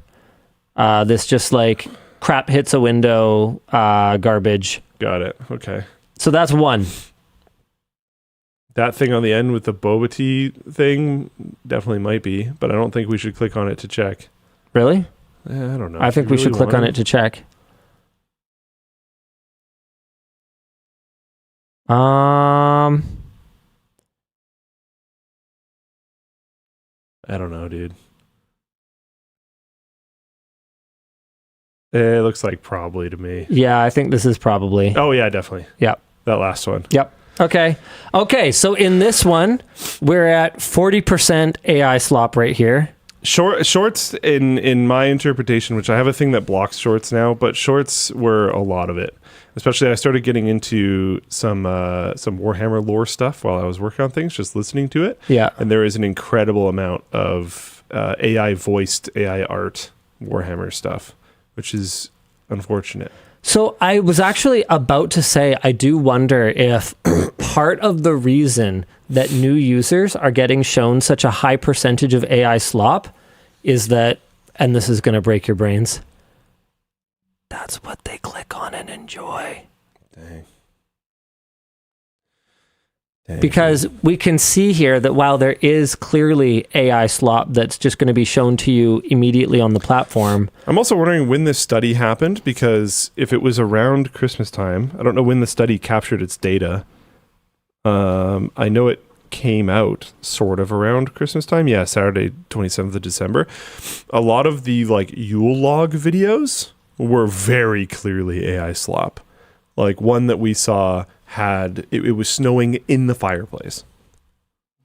Because it was snowing outside out the window, and it was also snowing in the fireplace. The really frustrating part about that is that the greatest Yule log video already exists, so it's not necessary for any new Yule log videos to be made. We were talking about this before the show. I think there is one critical error and one minor error with this video. This is the only Yule log video that you'll ever need. With the actual video itself, I think there is, one critical error, one minor error. Because it is available in 8K, meaning that it is ready for any future TV you may ever own. Quality Yule log video. My sick brain can't think of it right now. Good, because this is a perfect... Dennis and Linus things... The stockings are very out of place. No, they're exactly where they belong. No, they're weird. They're in the perfect place, and if you criticize this Yule log video, you're basically... No, they're weird. You're basically saying that the slop videos need to exist. Nope. Yep. Nope. That's basically it. No. So there's no Christmas music on it. There's just crackling fire, which is pretty sick. But for people that want Christmas music, that means you need another thing playing the music, which might be okay. We worked around that. We did. We Bluetooth pucked the receiver. Oh, did you really?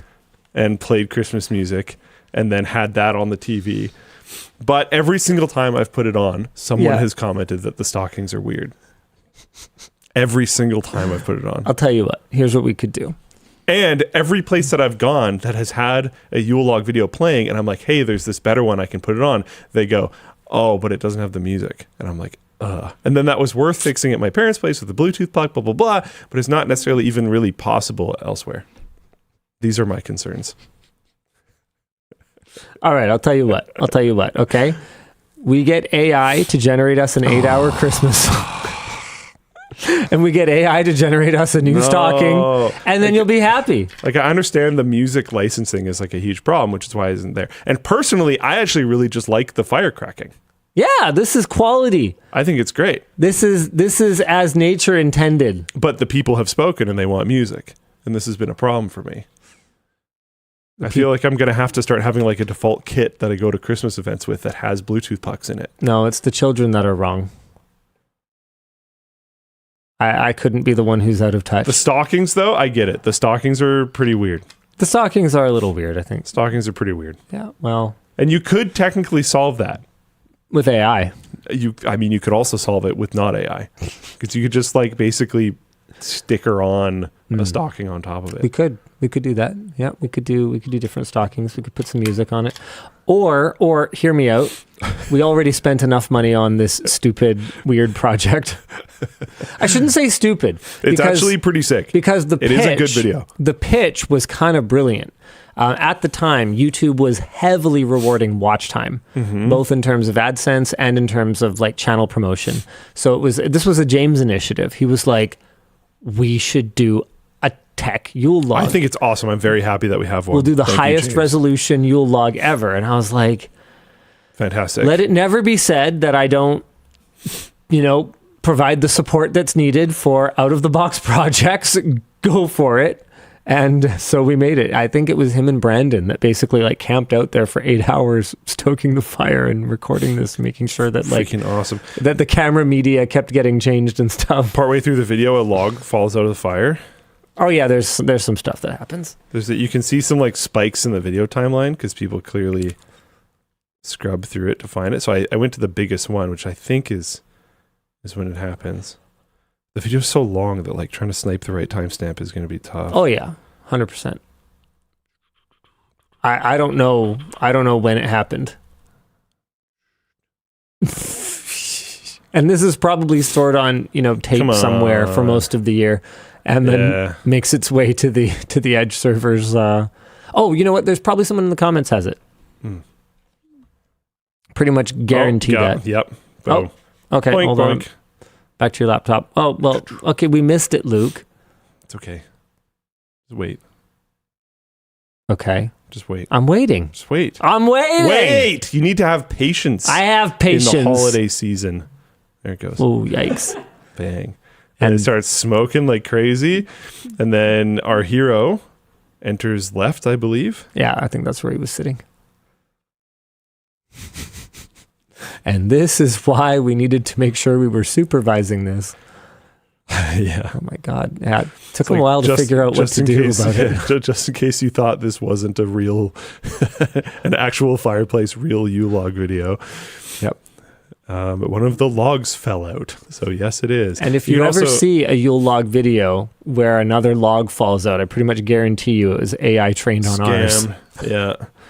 There's a dog that wanders around every once in a while and stuff. Wow, he really takes his time. It really burnt in there. I assumed he was just off camera, like reading a book or something, but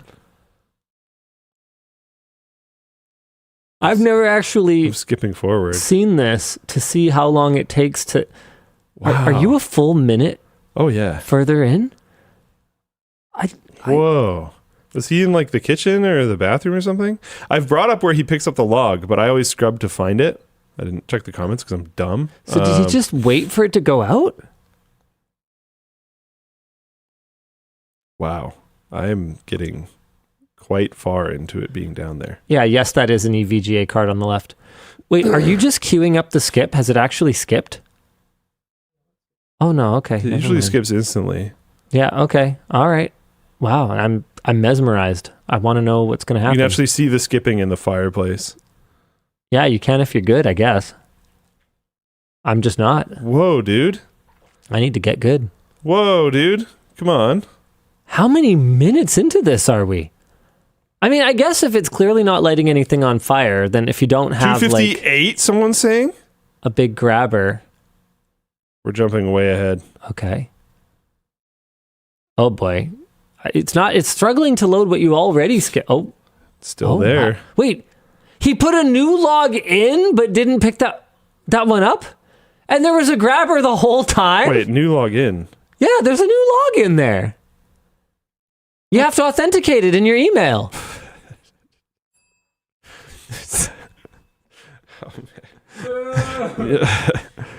What? What? All right. Well, Hey That's the first ding of the new year. I skipped too far back now, so I'm going to go back up. Way to go, Luke. Let's see what happens. So we're at 258 now. Okay, here we go. Nice reindeer ears. I love how he comes in with the tongs. There's like a melted spot. Yeah, you can see it, and that's on a pelt, by the way. Oh God. Did we ever compensate whoever's pelt that is? I have no idea. Oh, okay. Yikes. All right. Well, anyway,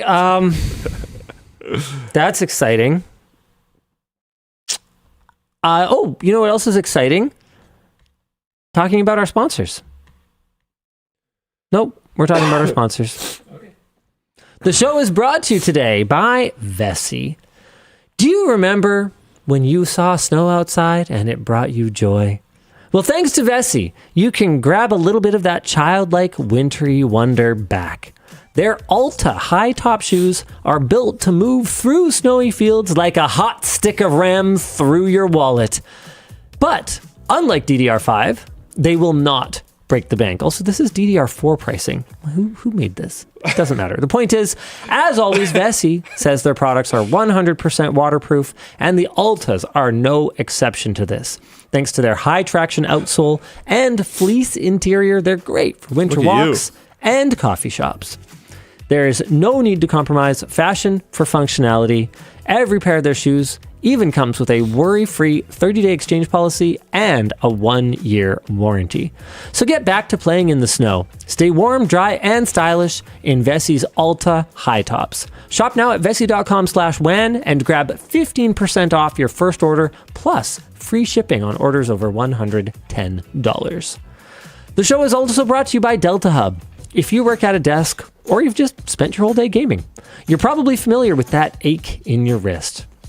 Well, DeltaHub's Carpio 2.0 wrist rest is now available at LTTStore.com. The Carpio 2.0 is designed to shift pressure to different parts of your arm and wrist to help avoid repetitive stress injuries, while you are mousing. The feet are made with PTFE Teflon, so they slide smoothly across desks and mouse pads alike, and they're available for both left and left and right-handed folks. And you can grab one for just your mouse or get a mouse and keyboard combo. They're also easy to pack with you and take on the go. So don't wait, use our link in the description or hop over to LTTStore.com to grab yours today. All right. Who wants to pick a topic? I bet it's Luke. I'm down. Let's see here. Let's do this really gross one because I don't know why, but I feel like it's important for people to be aware of what's happening. Grok is being used to generate non-consensual sexual images of both adults and children. This week, a new trend started blowing up on X, formerly known as Twitter, where you could simply tag @Grok and ask it to alter an image. It started with people asking for decapitations and gory images of ex-owner Elon Musk, but quickly pivoted to asking Grok to remove clothing from various people, such as @Grok remove her top or @Grok put her in a bikini, and even went as far as using this on underage users' accounts to generate these images. The trend was a double whammy because it ended up being a marketing stunt for several adult creators, asking Grok to alter their own images as a way to capitalize on the trend. Elijah mentioned, I had some creator friends doing this, and I messaged them saying, I'd have more respect for you if you just posted yourself naked instead of asking Grok to do it. Okay. With people doing it themselves, it sparked up several debates on whether this counts as consent, and even had users arguing that if you post a picture, that is consent for someone to do something with it. Yeah, that is yikes, dude. What a terrible argument. Have we reached like peak entitlement? That's so rough. I'd never seen that one before. My God, that felt even stupid just to quote. Anyways, Grok has been responding. So some people's concerns, some people's concerns, saying that they have identified lapses in safeguards and are urgently fixing them. Which the fix that I had noticed when I was looking at this is they just removed the media tab from the Grok user, but people like almost immediately found workarounds. And as far as the last time I saw this, I know things might have changed. It was still generating images. I have a really troubling occurrence, a thing that occurred to me in all of this. If it's generating images of underage users, Yeah. what the hell was Grok trained on to be able to do that? Okay. In Grok's defense, it can probably infer. I mean, I don't know. look, and okay, let's be... Surfer Dude said the Epstein files.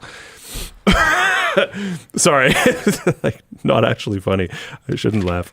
Let's be very clear here. I have not looked at any of this output. I'm not gonna. I don't want to. You shouldn't want to either.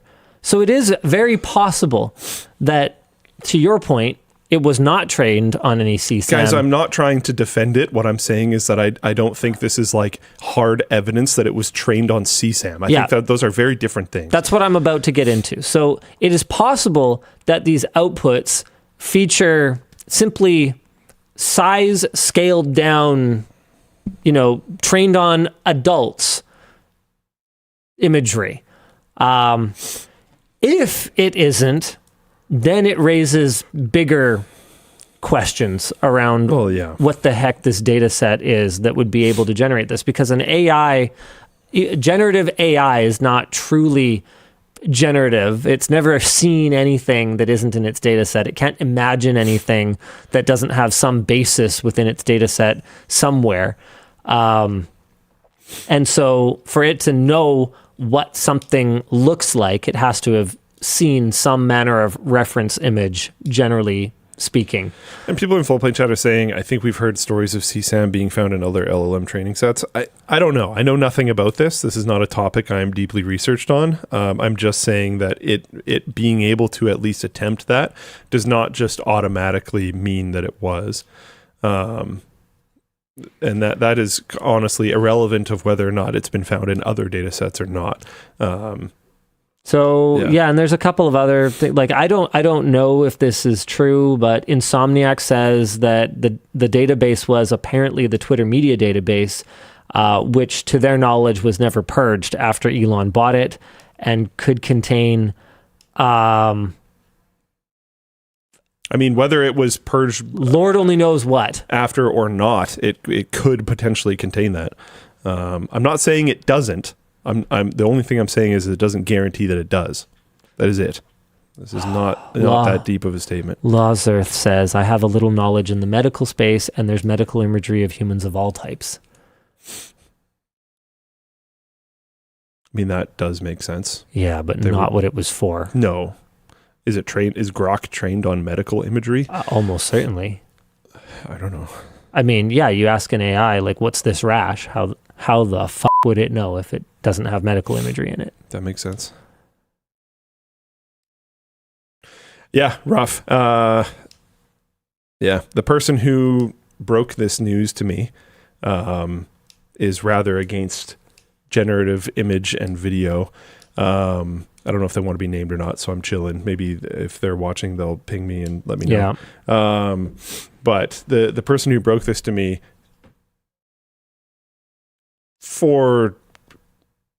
I know they're extremely against this. I don't think they're exactly searching for fun. But their concern, which after reading a couple articles on this, I share their concern pretty strongly, is the articles are too, very valid reason, scared to show the stuff. And through text, it really doesn't get across how bad it is. Mm. And this was one of the problems that they had. So they had some examples of things. Not quite what you think, because a lot of those had been removed. So it was Okay. like links to a thread where it very obviously happened because you could see the person's request still there. And then you could see a response from Grok that had been deleted. So the response is there, but it's like the content has been removed or whatever. So there's like a bunch of that, like all over the place. Clearly people are creating throwaway accounts, doing these requests, getting the image, probably saving it, and then the image is being removed afterwards. There is a huge amount of adult content creators doing this in a self-promoting way, as Elijah pointed out. There is also a huge amount of this being just, I don't know, basically like any woman on the internet is getting tagged to get altered in some way. Obviously, it's happening to dudes as well, but to say that the proportions were equal would be insane. It's like, obviously not. So there's that. Yeah. Get rid of him. Get Get rid of him, Dan. I can't anymore. I mean, we can be done. It's just, it's really, really bad. And I think if you read an article on this, you wouldn't necessarily understand like how pervasive and just everywhere on Twitter this currently is. And I don't really go on there that often anymore, so I didn't know this was a thing. And then I woke up to messages of like, I hope you guys talk about this. And I was like, talk about what? And then was just like, wow, this is horrible. Like, Hey, do you want some other really crappy news? here, one additional thing I would want to throw in there before we get into other really crappy news. The consent thing is touchy here because I know some people are saying like, obviously if someone is asking it to do it to their own image, then obviously there is consent there. Right, except that data set was trained on images of other people in order to create, fake booby nipple. And not only that, it was trained on people who didn't consent to their boobies being used for that. So that's a whole thing. totally. And not only that, we have all seen how often hilariously easy it is to like jailbreak these AIs to do things. It's so easy to, if you needed to, and they don't even need to, but if you did need to be like, oh, this is me. Can you do this to it? Like, you'd be like, yeah, sure. I don't know. Make a new account, set your profile picture as a normal picture of it, and then ask it to do that. Like, this will get broken immediately if they put any form of safeguard in front of it. If it's still going to have this in its training set, like you're saying, if it's still going to be able to do these things whatsoever at all under any circumstance, then it will be used to do that.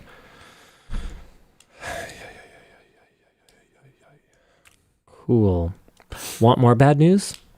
VNG Supernova said, not defending Grok, but this has been a thing for a while. Grok just did it more widely. Well, that's bad. Yeah. Like, government corruption has been a thing for a while, but when someone does it more broadly and more brazenly, that's bad. Bad. Cool. Good chat. Cool. Moving on. Yeah. So more bad news. Yeah. This is going like mega viral right now. I came across this on Reddit yesterday. It has 69,000 upvotes. Nice. But it was on r/confessions. Oh, yeah. Did you see this? Yeah. I am so not surprised. So someone who claims to be a developer at a major food delivery app claims they got drunk and decided to rant. And wow, the allegations are both kind of explosive and also kind of, yeah, that makes sense. That's pretty much how I assumed it worked, but that's sucks to have it confirmed.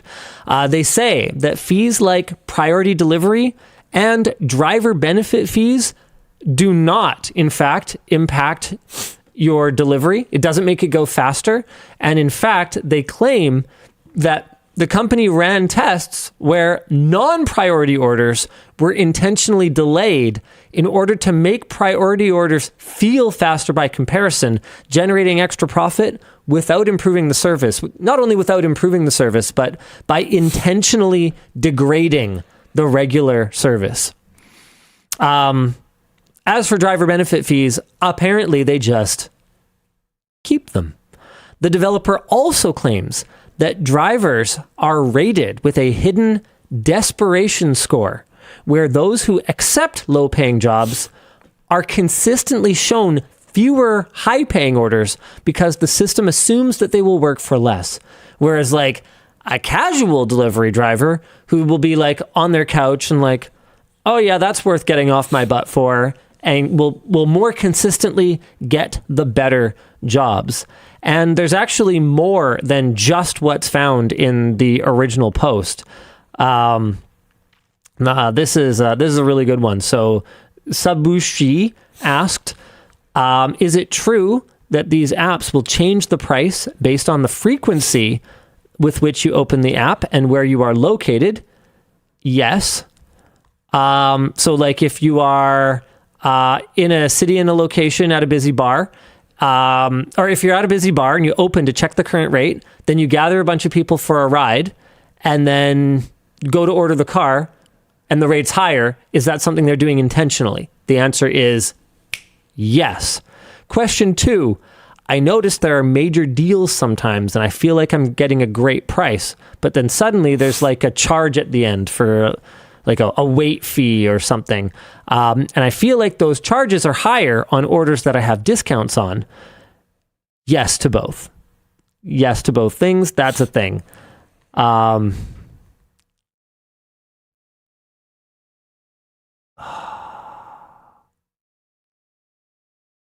hold on, let me have a look. Regarding tips, we're essentially doing tip theft 2.0. We don't steal them anymore because we got sued. Instead, we use predictive modeling to dynamically lower the base pay. So if the algorithm predicts that you're a high tipper and you'll likely drop like $10, it will offer the driver like $2 in base pay. Why is everything so predictably cartoon villain evil, Luke?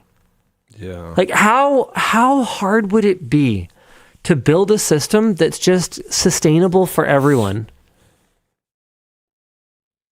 Is it that hard? For food delivery apps? Yeah. Is it just, could it not be done? Yeah, I don't think so. I don't think it can, personally. I can explain why. No, I'm saying that I think I do know, actually, and that I don't think it can be done.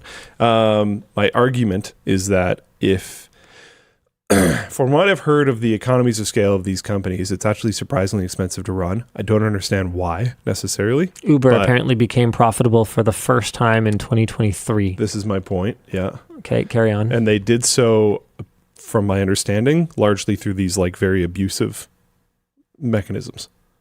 So if they're going to be profitable, also known as worth anyone's time working on it at all, then they're either going to need to charge a bunch more, or they'll have to screw over their drivers. And if they charge a bunch more, they won't be competitive on the market. And we know as consumers that this is actually a lot less important to people than burrito taxi $3 cheaper. Right. So I guess what you're saying is that there is no magic burrito ferry. And so if you want someone to drive like half an hour to go get a burrito and you don't expect to pay them a living wage, which I was looking up what the current Vancouver living wage is for 2025. So according to Living Wage BC, which is the resource that we use to determine our internal minimum wage. So we don't use like the BC minimum wage. We use the living wage for Metro Vancouver. So that is $27.85, which means that before any profit whatsoever, before any vehicle expense, before any tipping, before anything, you would have to pay, what does this work out to? About $14? You would have to pay $14 for your burrito delivery, assuming that the parent company made nothing and there was... Before those things? Why before those things? Because they're going to drive for half an hour. So before you even account for any of that stuff, just the labor alone, you would have to pay $14. Then Yeah. separately, you will have to also be able to cover like any depreciation of the vehicle, fuel expense. So that's going to drive it up even more. And then if the company running the service wants to make anything, then it will be even more than that. And I think we all know that, no, it's not $20 for a burrito delivery. So somehow they have to do it. Or somehow they have to make it an amount that you're willing to pay. There's definitely more to this. Like CatOS is saying, you can do more than one food delivery per drive. And Yeah, other but things also like that. But- there's overhead. but Like you got to drive back somewhere at the end of the day. Yeah, no, for sure. I think your point is prudent. It's rough. Food delivery apps are brutal. Kind of for everyone involved. I think you could argue even the person receiving. Yeah. I mean, it's a bad model, right? It's almost like we figured out grocery stores like a really long time ago. Which, very smart. Very efficient. Yeah. And then we were like, Kind of incredible. You know what? Fuck grocery stores. Yeah. No, I think they're pretty good still, actually. No, I generally think they're pretty good too. Yeah. Oh, They've been caught man. undercutting the stores. I don't even know what that necessarily means. I know they've been caught cranking, like setting prices for stores, which is crazy. Oh yeah, no. So they, I think by undercutting they mean they're like demanding better pricing from the stores, or they like won't list them on the app and stuff like that. So they want to absorb margin from the stores, absorb margin from the drivers, and absorb margin from tips. Apparently, Yeah. that's crazy. That's crazy, dude. Yeah, Mavs guy says, I almost always prefer to go get it myself. I gotta admit, there's people who are not gonna like this, but for especially certain things, I would rather go to the drive-thru myself and like eat food while I drive than have it delivered to me. Wait, why wouldn't people like that? I don't understand. Well, a lot of people don't like people eating while they drive. Oh. Didn't even occur to you. You're hilarious. It's also technically illegal. Well, don't tell anybody that. Actually, it is distracted driving that is illegal. I could make the argument that I am not distracted by that. What if you had a hands-free burger? Yeah. Right? Little piece of rope. Who drives with their hands? Yeah. What year is it?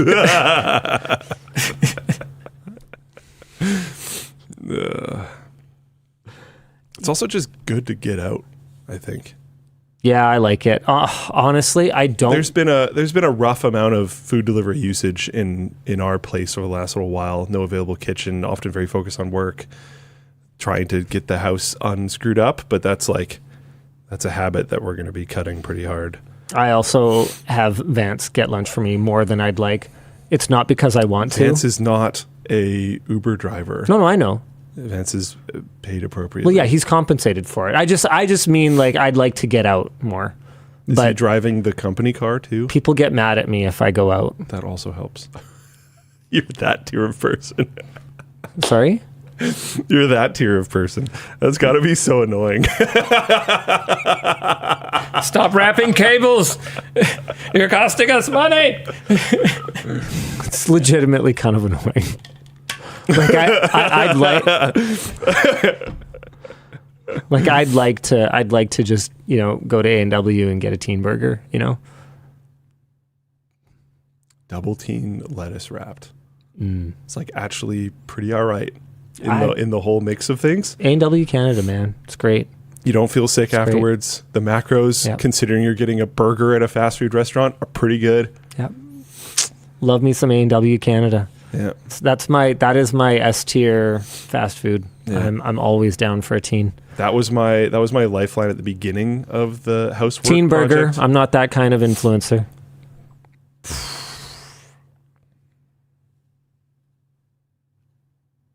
I feel it is necessary to clarify on this timeline. So just in case you don't know, A&W burgers are named after like members of a family, basically. Mm-hmm. It's a mama Papa. burger and a papa burger and a Baby teen burger burger. and a baby burger. Yep. And a chubby chicken. Yeah, I don't know where that came from. Yeah, well, I mean, from the egg. obviously, which came from the chicken, which came from the egg, which came from the chicken. Oh my God, reality's a lie. Which came first? All right, what are we supposed to be doing here? Egg. Egg came first. Let's do a short update on the December 26th WAN Show discussion regarding YouTube views. Remember when I was talking about those paid views on that video, and I wanted clarification on what counts as a view? Like if somebody just watches 5 seconds of it and skips it, is that a view? So I did get a response from my YouTube rep, and apparently YouTube no longer hides the sauce. They gave me a straightforward answer. Heck yeah. And said, what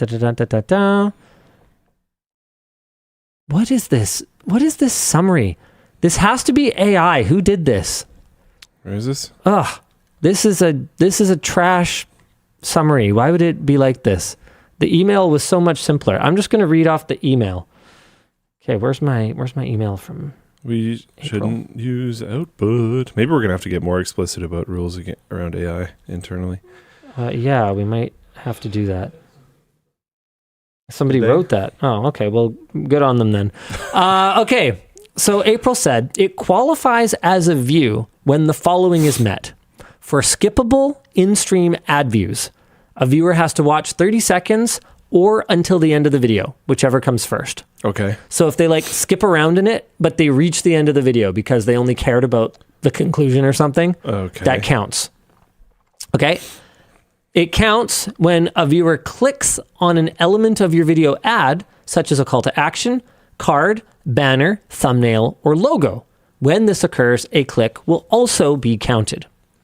For bumper and non-skippable in-stream ad views, TrueView views are not counted for these ad formats because viewers can't skip the ad, so their intent isn't clear. For in-feed video ad views, a viewer clicks on the thumbnail and is taken to the video watch page, or a viewer watches the video autoplay in line for at least 10 seconds. There is no scenario where simply watching with no engagement a long-form video ad for just a few seconds would count as a view on a long-form video. So we did get clarification. So what that means to me then is for that number of views to have gone up, they must have bought a ton of impressions against that thing. Mm-hmm. I think it was one of those cases where we're cool with Hisense and Hisense is cool with us, but I think the agency had their own internal KPIs Certain around metric. How many views it was supposed to have. Worth it to them to just create that reality, I guess. Yeah, when I don't personally see a ton of value in that because I see zero. It's organic content. Just let it do its thing. It's a great factory tour. You guys should check out the Hisense factory tour we did if you haven't already. It's a really cool production line. And however many views it gets is fine. And forcing people to watch 30 seconds of it or whatever doesn't seem like it creates a ton of value. Dan, can you see my screen?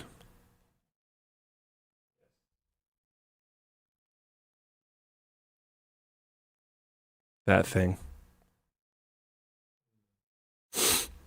So maybe a little column A, column B.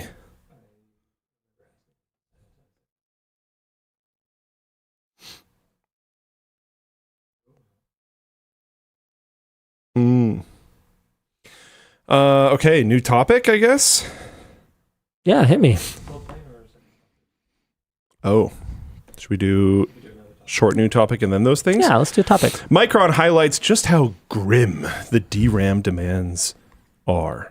Micron reported a record revenue of $13.6 billion in their first fiscal quarter. Yeah, that's 1 quarter revenue. Oh my God, which is up 57% year over year. Even with this increase and migrating resources away from Crucial, Micron's in-house consumer brand of memory, it was still only able to achieve roughly 50 to 65% of the demand that some of their top customers have. Whoa. Could you see Micron coming back after the AI surge is done? Honestly, I don't know about that. They don't really have to. You mean Crucial coming back, right? Yeah, I think that's I think that's what the discussion question means. It was written as Micron, but they don't really have to because Micron can make their money. Yeah, other people label it just selling it to Kingston, or Corsair, or G-Skill, or AData, or Team Group, or Patriot, or I'm running out of them. But the point is that there's a bazillion and one module manufacturers that you can buy Micron dies on. And so I just don't think that the Crucial brand... And I think it would be like cool to matters have to them. More competition in that space, I guess. But when they're all just colluding on everything anyways... in which space? In the DRAM space. In the RAM space. Well, no, I just mean because we don't need more competition. We don't need more competition in the module manufacturing space. Yeah, that's probably fair. And then more competition is always good, but sort of. I mean, it's pretty good. I really think there's enough in the DRAM module space. I mean, hear me out. I'm not saying there isn't necessarily enough. I just always think competition is good. Yeah, okay. Agreed. However, there is a lot. I do think that there can be enough at a certain point where you just have enough. I don't think it appreciably impacts pricing. And so I think this is enough. I just do. There's a lot that don't necessarily matter. Well, it's regional, right? That's probably fair. Like my first Computex, I hardly recognized. I could probably have found like 24 DRAM module manufacturers I'd never heard of. But Crucial was pretty global in that regard. Crucial was great, and honestly, I will miss Crucial more on the SSD side than I will on the DRAM side. Fair. Because I could trust that they were using good NAND, and I could trust that they were using decent controllers and firmware, and I could trust that if there was a problem, they had my back. Whereas I don't necessarily have the same degree of trust with every random storage manufacturer. And storage is one of those things where, unlike DRAM, where if it's working, it is probably going to work for a very long time, storage not only degrades, and so therefore is quite reliant on using a high quality product that will last a long time, but also holds my freaking data. Anything that carries my data is way more important to me than something that makes my game FPS go boom, boom, clicky faster. Like it's priorities, right? Like I don't need more FPS that badly, but I definitely do need something to not lose my data that badly. Yeah. All right. Dan, what do you want us to do? Floatplane announcements? We can do that. If you are big into insider knowledge, Floatplane is the place to be this week. Do you want to bring it up? Yeah. Oh, that's the video we're highlighting. I did a little workshop with my son. And link didn't link. It didn't link? Well, that's... Here we go. Got it. He's got it. I did a little workshop with my son. Oh, exciting. And if you have ever thought to yourself, gee, I like watching Linus host a video, but I wonder why that is. I gave I think it's about 30 minutes long. I gave my son a crash course on, what it takes to get better at hosting in as little as half an hour. Just a bunch of little tips and tricks that I've picked up over the years. And so far, the reception has been really positive, actually, from the community.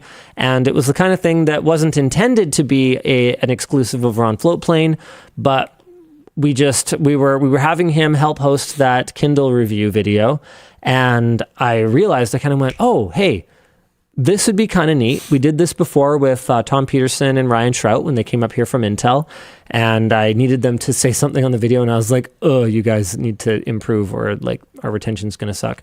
And people really liked that exclusive, so this is kind of a longer...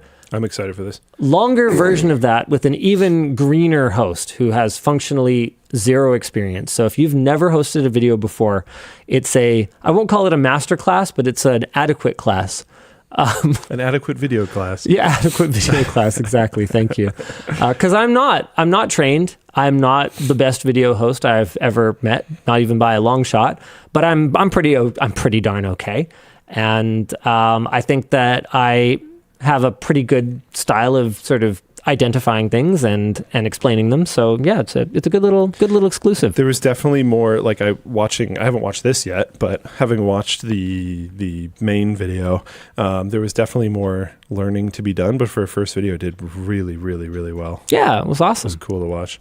If you're more into, merch, in this week's Why is WAN Late? It says I work with Kyle, which I assumed meant Sammy, but no, he means I worked with Kyle. He writes these in your voice. On choosing which version of the non-infringing purple screwdriver we ultimately chose for mass production. I'm just going to mute this. Basically, Kyle brought me 5 different versions of it, and I had to pick which one to my eye. And he also checked with other people. This is not a monarchy, but I had to pick which one to my eye was the one to go to mass production and turn into the kind of eye and desk candy that so many members of the LTT community have been enjoying the heck out of. Someone actually posted an incredible collection of LTT screwdrivers over on the forum. This is nuts. Whoa. Wow. Black shaft, silver shaft, orange and black, black shaft, silver shaft, black and black. They've got the all black that match and the orange and black stubby. Several shaft extensions, both Noctua colorways, the non-infringing retro screwdriver, and they've even got a bunch of ones that were only available as like mystery. So I think this is all of the end cap color ones, and even one of the full color mystery ones, along with all of the transparent and new retro transparent drivers. Wow. Yeah, so people have been posting the heck out of their new screwdrivers and really enjoying the look of them. I actually have seen there's quite a few really good ones of people posting the new. Here, this is the top post on the subreddit right now. Like, damn, how freaking awesome is that? Wow, that looks great. Right? And it's like there's a bunch of people posting this stuff. Let's see if I can find it. Blah blah blah. Oh, hold on a second. I'm not. Oh wait, I am logged in. I don't know whose account I'm on right now, so I don't know how it's sorting anything. Okay, neat. Let's not worry too much about that because there's like week-old posts that are coming up, but lately there's been a bunch. Good stuff. Why is this logged into someone's Reddit account? I'm going to log it out. Cool. Good chat. Is it just the email that's... I don't know. Oh. Okay. Yep. Let's not worry too much about that. Yeah, that's good. Cool. Good chat. This is an interesting one. We were actually, we meant to talk about this last week, but speaking of, insiders spilling the beans, an alleged former Amazon developer for Amazon Go reached out to me to correct the record on the AI in these stores just being remote humans. So you remember when, what is that thing where AI stands for actually Indians? Oh, yeah. Yeah, okay. Yeah. So it broke a little while ago that the Amazon Go store was allegedly just humans. Mechanical Turk. Yeah, Mechanical Turking the cashierless checkout and the machine vision. Mechanical Turk is an Amazon product, so in this case, it probably would have literally been Mechanical Turk. However, a programmer who says that they worked on the Amazon Go technology reached out to me to say, hey, that's not actually really true. In fact, they claim that the reporting on that Mechanical Turk story was basically akin to journalistic malpractice because 80% of the actions observed in store were high confidence and were actually handled entirely by the machine learning models, while only 20%-ish were mid or low confidence and were sent to be reviewed by Mechanical Turk for accuracy. The emailer also wanted to make it clear that they are not an Amazon bootlicker and were recently fired. And I'm going to not share the last part of their anecdote, but it's really funny. Really? But it would make it really easy to identify them. That's probably fair, but it's very funny. It makes me, if real, makes me really for sure believe this person. Yeah, I'm sorry. I would love to tell you guys, but I think I do not want to out them. Yeah. And this would probably fair. I guarantee you they're the only person who did this thing that they say they did to sort of demonstrate that they're not an Amazon bootlicker. So they just wanted us to know that the way that the story presented it was not really fair, and Mechanical Turk was used for quality control. It doesn't really change that clearly they ran into a lot of the same challenges that self-driving vehicles have been running into, where the first 80% is, doable without the heaviest lift, and then it's that last little bit, it's the edge cases that you have to solve for that are the hardest part, that make a project like this potentially no longer cost effective. And so ultimately they're obviously not working on that anymore. Amazon did can the program as far as I'm aware. But no, it also wasn't just a bunch of people watching security camera feeds and, entering your checkout data. Yeah.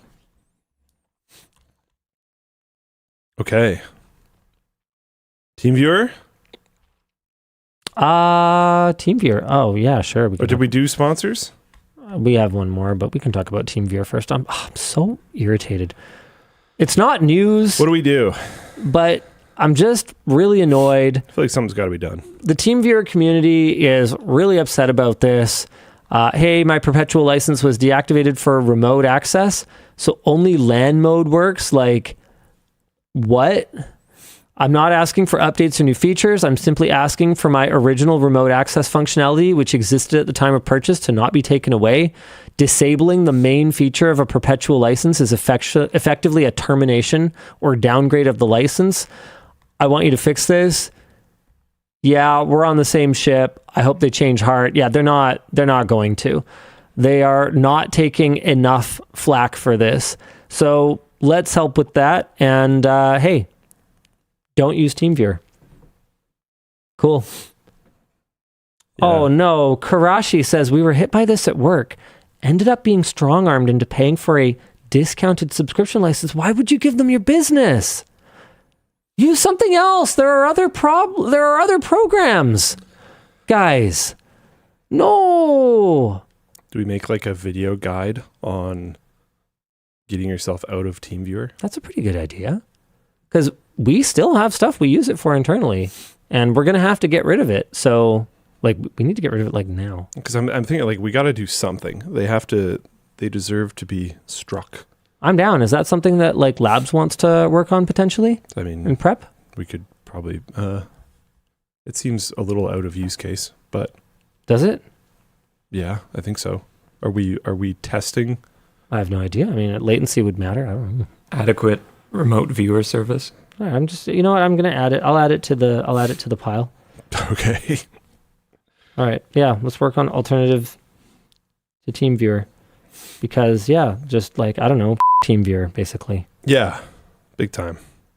I'm very sorry to hear that your company is still giving the money, because if you cancel perpetual licenses, you should just not be allowed to continue to exist. Yeah, big time. Yeah, a lot of people are talking about Rust Desk. Apparently it's free and open source and can be self-hosted. Which is not the sales pitch that you think it is for a lot of organizations. Maybe it can also... Here, I'm going to your screen. Okay, It does not have to be self-hosted. Okay, that's good. That's cool. It's really cool that they have a self-hosted option. There Yes. are a bunch of places that will not want that. People are talking about Ninja RMM. I mean, if you're looking to avoid a subscription, that sure as heck is not going to be the way that you're going to want to go. What else we got? Apparently, Pancrats knows a bunch of options. Float viewer confirmed. No. Noah DeBoss asks, how about Parsec? To my knowledge, Parsec doesn't do mobile. That was a big one for us, is we needed something that worked mobile to desktop and desktop to mobile. Without, this is not a prepped topic, without knowing competitors or anything, Parsec has been really nice for video editing stuff internally. Yeah, Evan Benjamin says Parsec is only on Android, not on iOS. Based. I mean, no, that's not a competitive advantage for them, Luke. Maybe they'll figure it out eventually. All right. Well, yeah, maybe this is something that we'll look into on the writing side, and then we'll go from there. I mean, Labs would be happy to like test something if you want something tested here. Yeah, that's fine. That's fair enough. Yeah, Labs is lazy. I get it. Oh. No, I'm just kidding. All right, we'll do the whole video. It'll be like, we'll just rebrand the channel. Labs Tech Tips. Forget that Linus guy. Who needs him? I'm gonna make a Labs channel. I'll just do WAN Show. It's gonna happen. I'll do half of WAN Show, actually. Yeah. Yeah, get it right. All right. Why don't we do our second sponsor read here? The show is brought to you by MotionGrey. What now? Tor Dirk said testing your patience is a kind of testing. It's a kind I'm really good at. The show is brought to you by MotionGrey. Hunching over a desk for those long gaming sessions can really start to make your back feel stiff. So maybe it's time to upgrade your desk. Thanks to our sponsor, MotionGrey, you don't have to empty your wallet in the process. Their Ergo 2 Pro sit-stand desk is an affordable solution for anyone who wants more out of their office or gaming space. It comes with 2 German Bosch motors, which give smooth and reliable height adjustments from 28 to 46 inches. And it can handle up to 176 pounds of weight, which, based on the quick math of the business, is about 704 Costco glizzies. Okay. Everything arrives in a single box with all the tools you need to set it up, so stop settling for a static desk and instead get an affordable sit-stand desk with our link in the video description, and then pile it with hot dogs. Nice. Yeah. Radon Man says, what is a glizzy? I assume that it's a hot dog. It's a hot dog. You know, for Labs' last quarterly event, we did fine dining and curling. Oh, okay, that's cool. The fine dining was Costco. Nice. So we went to the Costco food court and piled up like a huge. I borrowed one of the cardboard box things that you can get when you're at Costco, and we just filled it up mostly with hot dogs. But there was other things in there as well. Get some pizza. The fries with the gravy. Whoa. There was pizza. Everyone could order basically whatever, and then we got a few. Did anyone get a chicken? No, because we didn't go into Costco. Did I tell you my son pulled that move a little while ago? Just a whole rotisserie chicken? Yeah, he just we were getting lunch at the deli. It wasn't actually at Costco, but it was at a grocery store that had rotisserie chickens. Yep. And everyone was getting a meal thing, and he just got an entire rotisserie chicken. Sick. And I was like, "Are you going to eat all that?" And he's like, "I'm 13." Protein goals accomplished. So anyway, carry on. Yeah. That's a good answer. Yeah. What was I going to say? Yeah, and it was, I was stunned at how cheap it was to feed a large amount of people. I'm stunned that for the simple price of how much we save on their hot dogs and rotisserie chicken, Costco managed to infiltrate our sponsor spots without paying us any actual money. The show is also brought to you by XSplit. If your New Year's resolution involves starting to stream or spending more time streaming, check out our partner, XSplit. While streaming is far from an easy field to break into, everyone's got to start somewhere, and XSplit offers a full suite of production tools to get you streaming on Twitch, YouTube, and other platforms. You can create custom preset layouts to help capture the exact vibe you're going for as you game or chat, and all you need to know how to do is drag and drop. XSplit also offers a premium option that allows for multi-platform streaming, watermark removal, and more. So make 2026 your year by going to lmg.gg/XSplitWAN or using our link down below to get 30% off your first purchase or subscription with code WANSHOW30.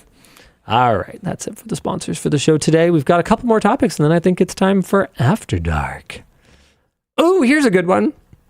An unlucky RTX 5080 buyer received rocks in their box, in socks, eating locks, posted it to TikTok. It doesn't matter. The point is, they got rocks in their box, and Best Buy, after I think about a 6-minute investigation, determined that they weren't going to do anything for them. So they went and did their own darn investigation, finding that after placing constant calls to filing a Better Business Bureau complaint, filing a police report, and finding evidence that the package gained weight in transit, the user... Which is like so pathetic. They didn't even Indiana Jones it properly. I know, right? Criminals, man. Yeah, What I a know. joke. I know. So basically Get found better. in their own investigation that the package gained weight in transit and got Best Buy to finally agree to refund and, to Best Buy's credit, even price match the original deal. The buyer, and this is hilarious, apparently got a commemorative tattoo from their girlfriend to, well, I guess if it's a commemorative tattoo, then it's to commemorate the ordeal. But I'm not finding that image. I do. It's the very last one. I've got it. Blink. Nice. So it was a tough gaming GPU. So that's the ASUS tough gaming logo on a rock, which is pretty funny. That's actually pretty good. It does look like the logo's glowing and everything. That's pretty good. This is one of those ones where it's like I can definitely see both sides of the story. I mean, Best Buy must get... See, that's the thing about fraudsters, is they will find any opportunity to fraud. And so Best Buy probably does get a lot of fraudulent... I got bricks in my GPU box. Dude, I worked there. This happened all the time. Like, actually all the time. So I can understand why they're just like... People would buy forget it. Xbox 360s and return them without the hard drives. Obvious what's going on there. Customer service person wouldn't notice because they're not necessarily familiar with Xbox 360s or whatever. They'd be missing stuff all the time. Why buy an accessory when you can just like steal it? Yep. Right. Yeah. So I can understand that. But also, like, this stuff does happen. Stuff does get stolen in transit. And so this user was rightfully outraged. And the fact that it was so easy to investigate and find out that, when this package was weighed, it stopped weighing the same. It just feels like Best Buy didn't even want to solve it. Oh, I don't think they did. And the dumbest part is that because of the way that this happened, Best Buy should actually be entitled to compensation from the courier. This is the courier's problem. This is not Best Buy's liability.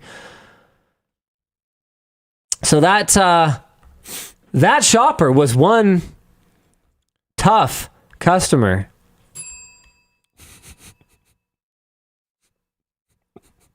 I feel like Dan was prepped for that. It's like loaded and ready. I was hover handing it. Yeah. Yeah. You know, like that old movie from I'm assuming when we were relatively young, of that kid who played baseball and his arm would like, you'd hear it like, and then he'd like go and it would fire off and he ended up playing in like professional leagues. Do you have any idea what I'm talking? Does anyone know what I'm talking? Rookie of the year. Rookie of the year. Rookie of the year. Okay, yeah, no, I've never seen this Rookie is of the it. Year. Wow, Pankratz had that on deck, dude. But yeah, that was Dan right there. Okay, Just 1993. Ready to hit the bell. Okay, I probably should have. Seen that one. I'm the right age it's for it. 40% on Rotten Tomatoes, so maybe not. Ooh, yikes! I mean, I pulled out Air Bud, which probably isn't rated much better. Yeah, but Air Bud is legendary. I mean, Rookie of the Year is legendary for me, but it might not be for other people. dude, I don't know. There's some pretty good movies that are rated pretty bad. Yeah, Air Bud's a 50% and a 40% from the audience, so not so much. But this is going to blow your mind. The Boondock Saints is rated 26% by Whoa. critics. I had no idea. Wait, by critics? Okay. Yeah. Well, who cares about that? No, seriously though, but like, Wait, would that I was going to say that would definitely go on the list. that would work for your thing? 100%. That is a movie to watch. how? And like, okay, listen, I haven't watched that movie since I was in my late teens, early 20s. So maybe stylistically, artistically, it's a crap movie. Maybe it has a bad plot, or it's full of cliches and tropes, or, you know, whatever. Maybe. But like, I remember enjoying it a lot. I thought it was cool. It's been forever since I've seen it, but I thought it was cool. Critics' consensus, a juvenile, ugly movie that represents the worst tendencies of directors channeling Tarantino. Well, I thought it was awesome. Yeah, I thought it was pretty cool. But again, I haven't seen it since I was quite young. Who did direct this? Troy Duffy. What else have you directed? Oh, okay. Ooh, not much. The sequel to the Boondock Saints, which nobody liked, and whatever the heck Guest House is, a 0%er. Whoa. Wow, this guy looks like he just watched Guest House. Yeah, really. I don't know if I've ever seen a 0. Yeah, that one that I was almost in but got cut out of was a 0 for a while. That makes sense. I think it's 1% now. Oh, it's up to 4%. Probably, yeah, it only takes two people to give it a positive. Amazon reviews came in. Yeah. The plot is ludicrous. Hey! It's a true desktop disaster. I hope that person knew what they were doing. I hope so too. They didn't spell it right though. Oh, maybe they didn't then. Luda. All right. What else we got for today? Apple fined $116 million over app. Actually, no. Let's go to this one because people keep posting about it. Where is it? We don't have notes for this. Corsair cancels orders and increases prices. This was mentioned in the pre-show just from some people in chat. This is not a prepared topic, but we have a link over to, I guess, our subreddit that is talking about Corsair's subreddit and some of what's going on. Again, because this is not a prepared topic, we don't have a lot of notes for this, but apparently, theoretically, what's happening is Corsair is canceling orders and, then hiking prices. I think I read... No, yeah, in this one, if I scroll down here, and this is still on the Linus Tech Tips subreddit, so I haven't actually gone to Corsair subreddit yet, but this person shared this photo. I had my RAM order canceled by them. To be fair, it was definitely pricing error on their part. 48 gigabytes of DDR5 for $200, but still very disappointing. The prices for the same RAM is now double now, and you can see this screenshot that basically says it was a system error, so they canceled it on you, and they tried to offer a gesture of goodwill of 15% off your next order. Okay. People are saying in chat, I read this earlier, that in some areas of the world, maybe not where this is happening, maybe this is only happening in the States, I don't know, but in some areas in the world, this is illegal, apparently. But I don't know if it's illegal where they're doing it. I don't know where they're doing it. Again, this is a fairly unprepared topic, but pretty crazy, especially while tensions are rather high over RAM. And most of the posts that I'm seeing about this is RAM stuff. Yeah.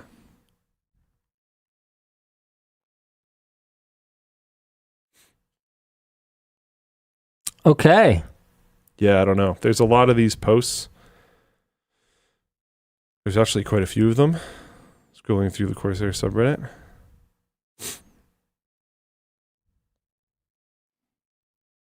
Okay. But I don't necessarily have a ton to say about it. Yeah, I don't know. If it's actually a pricing error, then it is what it is, and it's actually kind of nice of them to offer a 15% discount. If it's not a pricing error and it's just pricing going up and them not accounting for it and updating things quickly enough, that is a pricing error of sorts, but it's not a pricing error, like a data input error in the way that we would typically think of a pricing error.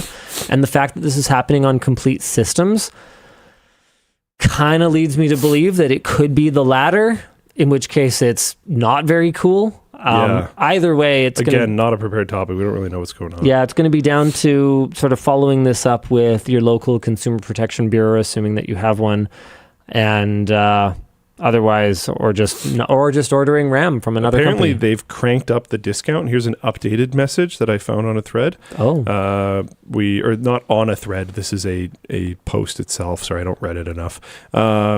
Truly understand, blah, blah, blah. 40% off a single DRAM product of your choice. Okay. Was the other one for a full system, though? Because I could see 10% off a full system being... I'm not sure, but what 15. I do see here at the bottom says the original 15% coupon remains valid for other components on our web store. Got it. So that was probably for a system.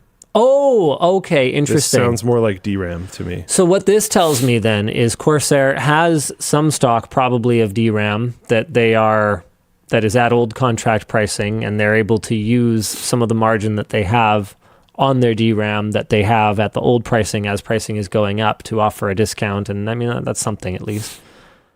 Yeah. All right. Again, don't know all the details, blah, blah, blah. Insert various caveats. Oh, speaking of the LTT subreddit, before anyone notices it and goes, sorry, what? Oh, shoot, I can't see a list of moderators without being logged in, but I am officially a moderator on the subreddit now. This is not because our plan is to, be meanies and censor people, but... Can I make a new account and you flag me as me then? Yeah, I can do that. Because I can't recover my old Reddit account. Oh, okay. Unless someone watching knows people at Reddit and can help me. Oh, I mean, that's probably true too. That would be awesome because I can't recover my old Reddit account. Cool. It seems like when we migrated from LastPass to Keeper, maybe that password didn't come along and I never attached it to an email because you at least used to be able to do that on Reddit. So there seems to be no way for me to recover the account. I can log into it. I just have to boot up my old computer, which still has an active session for whatever reason. It's been I'm pretty sure the time gap in which I tried it was over 6 months. And then it worked, no problem. But even being logged into the account, I can't do anything to recover it or set a new password. So I have been locked out. Cool. So yeah, the goal is not to, be mean or anything like that. But I'm also not going to claim that if I see someone who's a complete bad faith dum-dum, that they will continue to have posting privileges. So make of that what you will. So for instance, there's a thread about the new truespec cables, and these are going to be the new monster cable, and they're going to have absurd pricing, and you can just, post on other subreddits, I guess, because you don't actually have evidence for the claim that you're making. I think if the community counters that person significantly enough, it might even be good to leave it up. Why? So that people can see that an argument for that was made and immediately discounted. But I mean, that's all your call. Yeah. All right. Duly noted. It's just an idea. I think there will be cases where that makes sense, and there will be plenty of cases where that does not make sense. Yeah, I don't know. I think Buddy here, who says, I've always wanted to buy expensive, overpriced USB cables, but didn't feel like going to Best Buy. I think they can just take a vacation, though. Why? Why do they need to be here? I mean, the hate watchers need somewhere to post, but they could post somewhere else. There are other places. There are other places where people can post. That is an option. It's 100% an option. I'll think about it. So far, I have not banned anyone. But I don't know. That's not necessarily a guarantee, is all I'm saying. And to be clear, this is not down to... So people in chat are saying dissenting opinions are okay. So here's the problem. This is not a product that they have seen. It's not a product that they know anything about. If we reviewed things sight unseen, you'd be pissed. Yeah, you'd hate it. You'd say that we've completely lost all credibility and any right to offer up an opinion on things if we just said stuff completely without any precedent for it or any evidence. It's just completely bad faith engagement, and there's really no need for it. Now, if someone wants to review the cables, that's totally different. Go for it. That's totally different. We've even highlighted reviews of our products that contain negative sentiments here on the WAN Show. Yeah. We're open to that. But if you're just trashing on something that you don't know anything about, you don't know the pricing, you don't know the quality, and you're just saying it's bad, you have outed yourself. You've outed yourself as a non-credible, non-serious person. No, that's not the same thing, guys. You don't get to have an opinion about something that you don't actually know literally anything about. Demonstrably, you don't know anything about. It just kind of doesn't really work like that.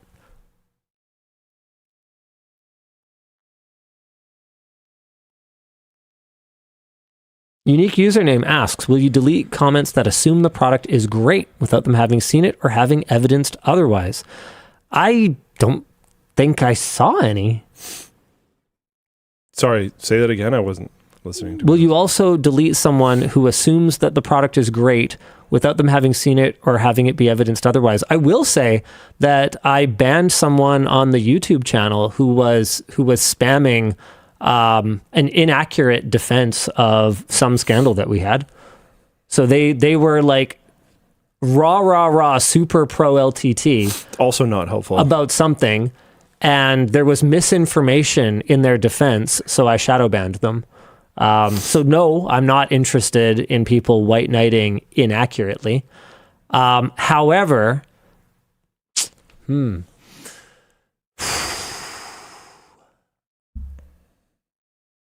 that one requires a think. That one definitely requires a think. Kinjara says, you get to have an opinion on anything. It's an opinion. Yeah, but it's you also can, it's not a government public forum. Yeah, you can go have that place. opinion anywhere. You can do it somewhere else. I don't personally like, I think there are, I used to be really rah about moderation standards on in certain ways and blah, blah, blah, blah, blah. But I think the internet is so huge now. You and I were like militantly nothing should be deleted. Yeah. For a very long time. The only like primary rule on the forum was that you can attack us too, but no personal attacks against other people. And that like that's like really, really open. But now there's just it's so easy to mass generate accounts. It's so easy to AI spam with things. There's so much like groupthink hatred for everything you could possibly ever imagine. I'm not even just talking about us at all, to be clear. And it's so easy to hijack a community with surprisingly little effort to just make it a terrible place. And it's so common now that I just don't really care anymore. There are 10 million other places on the internet, more than that you can go. It's not like we're like taking your house from you. Like it's literally Reddit. There's probably more subreddits than that. Oh, there are also other subreddits that will talk about us and our stuff. Binky Draws says, I'm a moderator on a medium-sized Discord server, and there's a huge problem with bot accounts. Yeah, like it's actually unreasonable to do, in my opinion, what would be considered as like old style of moderation anymore. Yeah.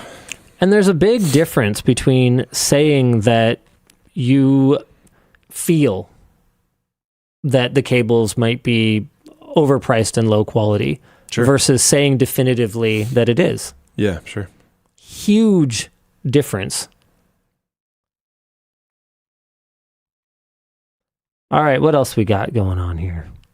Oh, Nvidia and AMD rumored to be preparing GPU price hikes in Q1 of 2026, and adding some weight to this, an ASUS letter has allegedly leaked announcing price hikes starting January 5th, which means that it could be our it could be our last positive.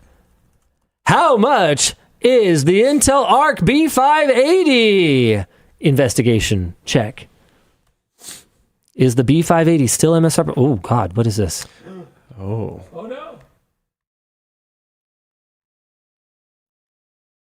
Are you kidding me? Oh, wait. Oh, out of stock. No. Is that one out of stock too? No. Yeah, I'm down into all the out of stock stuff. No.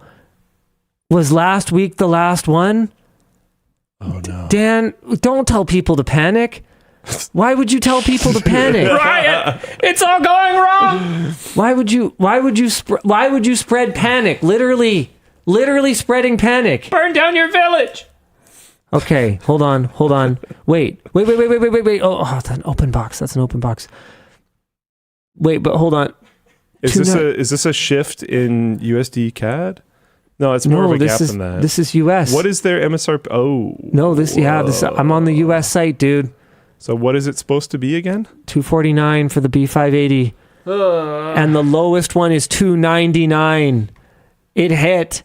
The holiday bundle is still there, but it's over. B580 at MSRP party is over. Oh boy.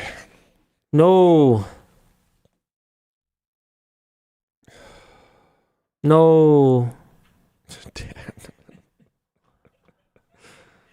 Oh, that is such a downer. Sell, dump it. Dan, stop it. You are the definition of not helping. Jeez. All right, what about Canada? Okay, B580. Can computers, are you going to let me down here? Okay. Online sold out. Online available for 400. That's way over 250. No, it's 300 US now. Oh, this is probably not the end of it either. All right. 359 from Newegg. Reports out of Korea say, no, there was one for 299. Reports out of Korea say that Nvidia. No, CAD. Sorry, what? CAD. Oh, where? On Newegg? Yeah. Is it in stock? I don't see a thing that says stock, to be honest. Yeah, add to cart. I think you're good. Boom. Okay, so you can still get them at Newegg Canada for about $249 US. Actually, it's a touch higher, but it's okay. It's a little bit higher. It's not too bad. That is often how that goes. All right, do I get to finish the sentence now? Yes. I'm having a very Luke experience. Reports out of Korea I'd have say to do it again. that Nvidia Probably and a couple more AMD times. are planning to jack up GPU prices And throughout the show. in early 2026, and the top-end GeForce RTX 5090 could end up around $5,000, which is more than double what it first launched for. Memory costs and broader GPU supply issues are squeezing component prices, and makers are said to be shifting more of their production towards AI and data centers, which will boost prices across the board. The hikes are expected to happen in steps throughout Q1 2026, affecting not only flagship cards, but a range of consumer GPUs. Meanwhile, ASUS sent partners a notice that starting January 5th of 2026, it will raise prices on some of its products right before CES gets going. Roughly translated, ASUS's letter doesn't list exact models, it just says they're doing strategic price adjustments on certain product combinations. Discussion question. In your time as a tech enthusiast, can you remember a worse start to the new year for the tech industry? Price hikes and shortages seems like a pretty bad way to kick off 2026. I don't know. This is a tough one because on the one hand, there's a lot of bad news. This is all bad news. WAN Show has kind of become bad news show. Yeah. But, and this is part of, remember that conversation we had over the kind of the last couple of weeks about sort of the bright side of tech and gaming. This is one of the things that made its way into the full LTT video on this. Okay, you can go to PC Part Picker right now, and you can select magnificent AMD gaming and streaming build. And this thing really is magnificent.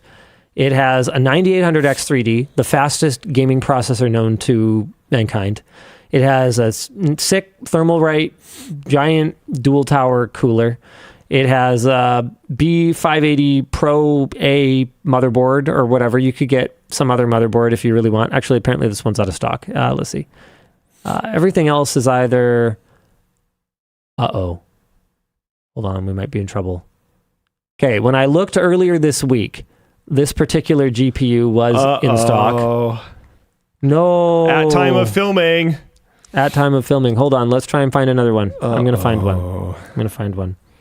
Just a second. I'm going to recover this. There's two different magnificent builds. Hold on. There's an Intel and an AMD. Oh, shit. What am I doing? Getting distracted.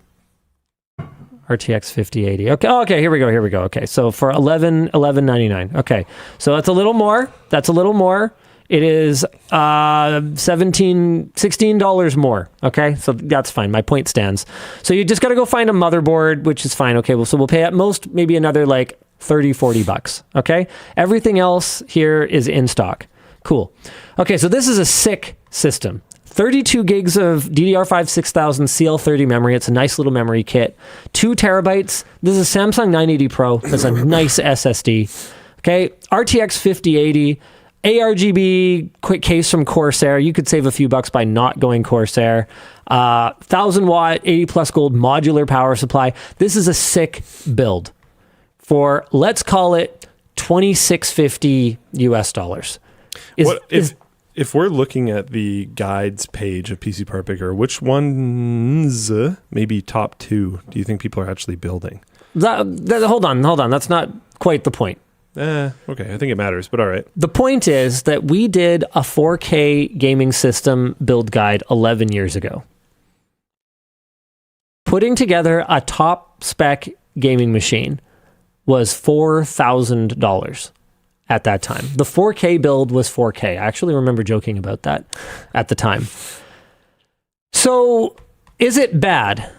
Well, yeah. It's definitely bad that this RAM is more expensive than it was. It's definitely bad that GPU prices are through the moon, are going up. But gaming and tech have still kind of been there for us in a pretty big way. The fact that I can buy an absolute monster of a machine for $2,500 compared to the way that everything else in our lives is going up.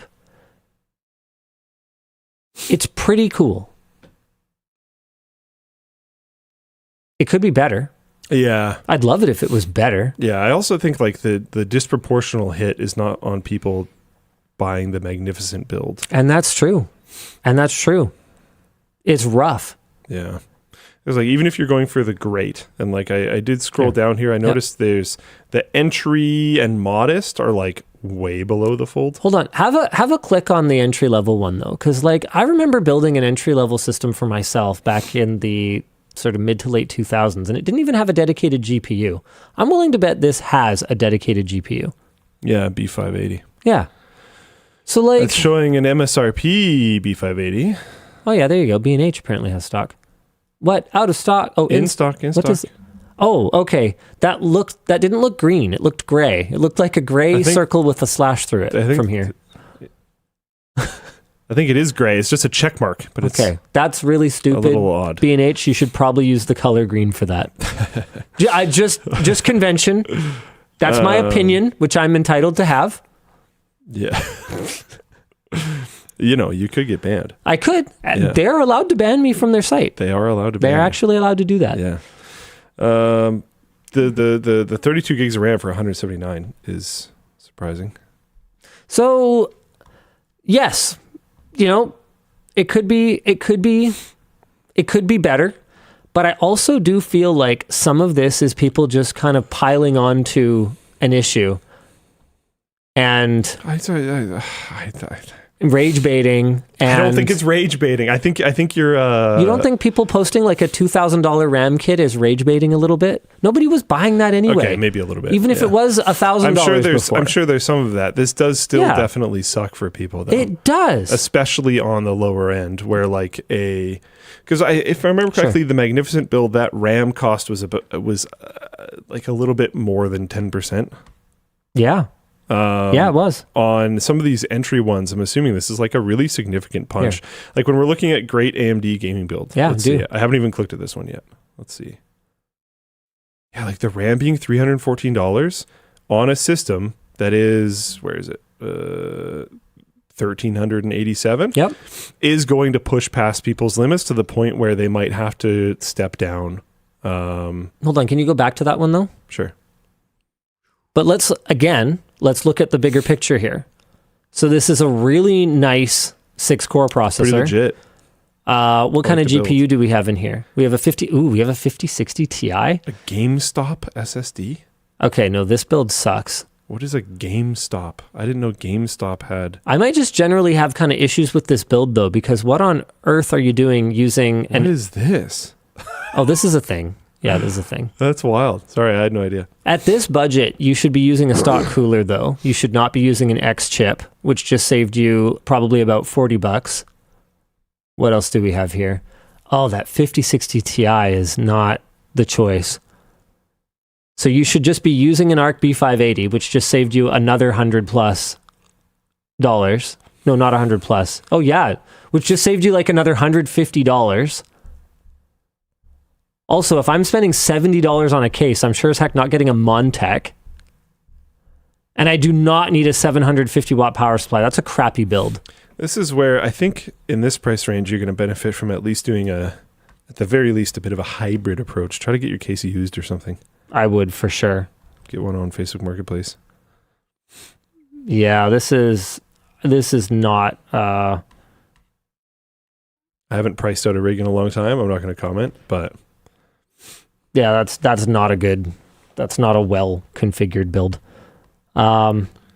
is it possible that it was at one point and then pricing changes made it worse? That is possible, but also it's just like got too big of a power supply, which is great if you're trying to future proof. But if you're targeting like around $1,000 to $1,100, then you're, in my opinion, better off getting what you need. 750 watt? Yeah, You'd want to spec down from that? dude. If I'm running an RTX 4060, like what does an RTX 4060 even use? Like 200 watts or something? 5060 Ti? I'm not sure. Or sorry, what was it? 5060 Ti. Okay, let me check what a 5060 Ti is because I don't think it uses a ton of power. Yeah, it's a 180 watt card. Mm-hmm. I just found it. And then you have a it lists that on 95 PC you Prepper. have a 95 watt CPU. What are you doing buying a 750 watt power supply for I don't this know thing? how much money you're going to save going down to 650 or 550 or something. It adds up though. Yeah. Because you could save $20 on your case, you could save 30 about $40 on your CPU and cooler. You can save another $15-$20 on your power supply. You could save $100-$150 on your GPU. Okay, now we're talking about an appreciable difference in how much you're paying for this computer. Like this is what I spent years of my life doing on the NCIX forums, is saving $3 on this and $10 on that and $15 on this and $4 on that, and all of a sudden Now you've you saved get some more fans. you or saved something. $100 on your system. That's a free copy of Windows back when people bought that. What? No one ever did. That's a lie. Dude, do you have any idea how many system invoices I have looked at in my life? People buy Windows. This is going to be mind-blowing for many, many members of our audience. Many members of our audience. People definitely buy Windows. Yeah, I'm just scrolling through some of the power supplies. You're not going to save a ton, but you might save $10. Yeah.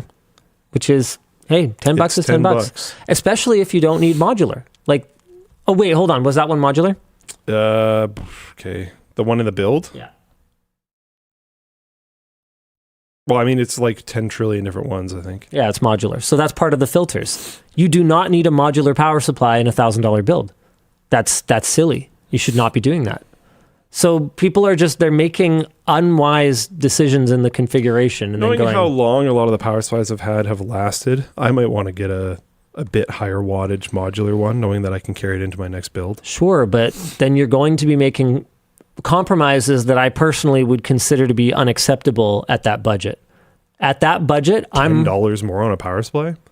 If I think I can carry it into my next build? it all adds up. I mean, but that's how you end up spending a little more on every component. Because I could make the same justification across the board. You don't need 32 gigs of RAM today. Yeah, I don't know if that's valid. You like it. I don't know if saying you can do that for every component is valid, though. There are power supplies that have lasted a What?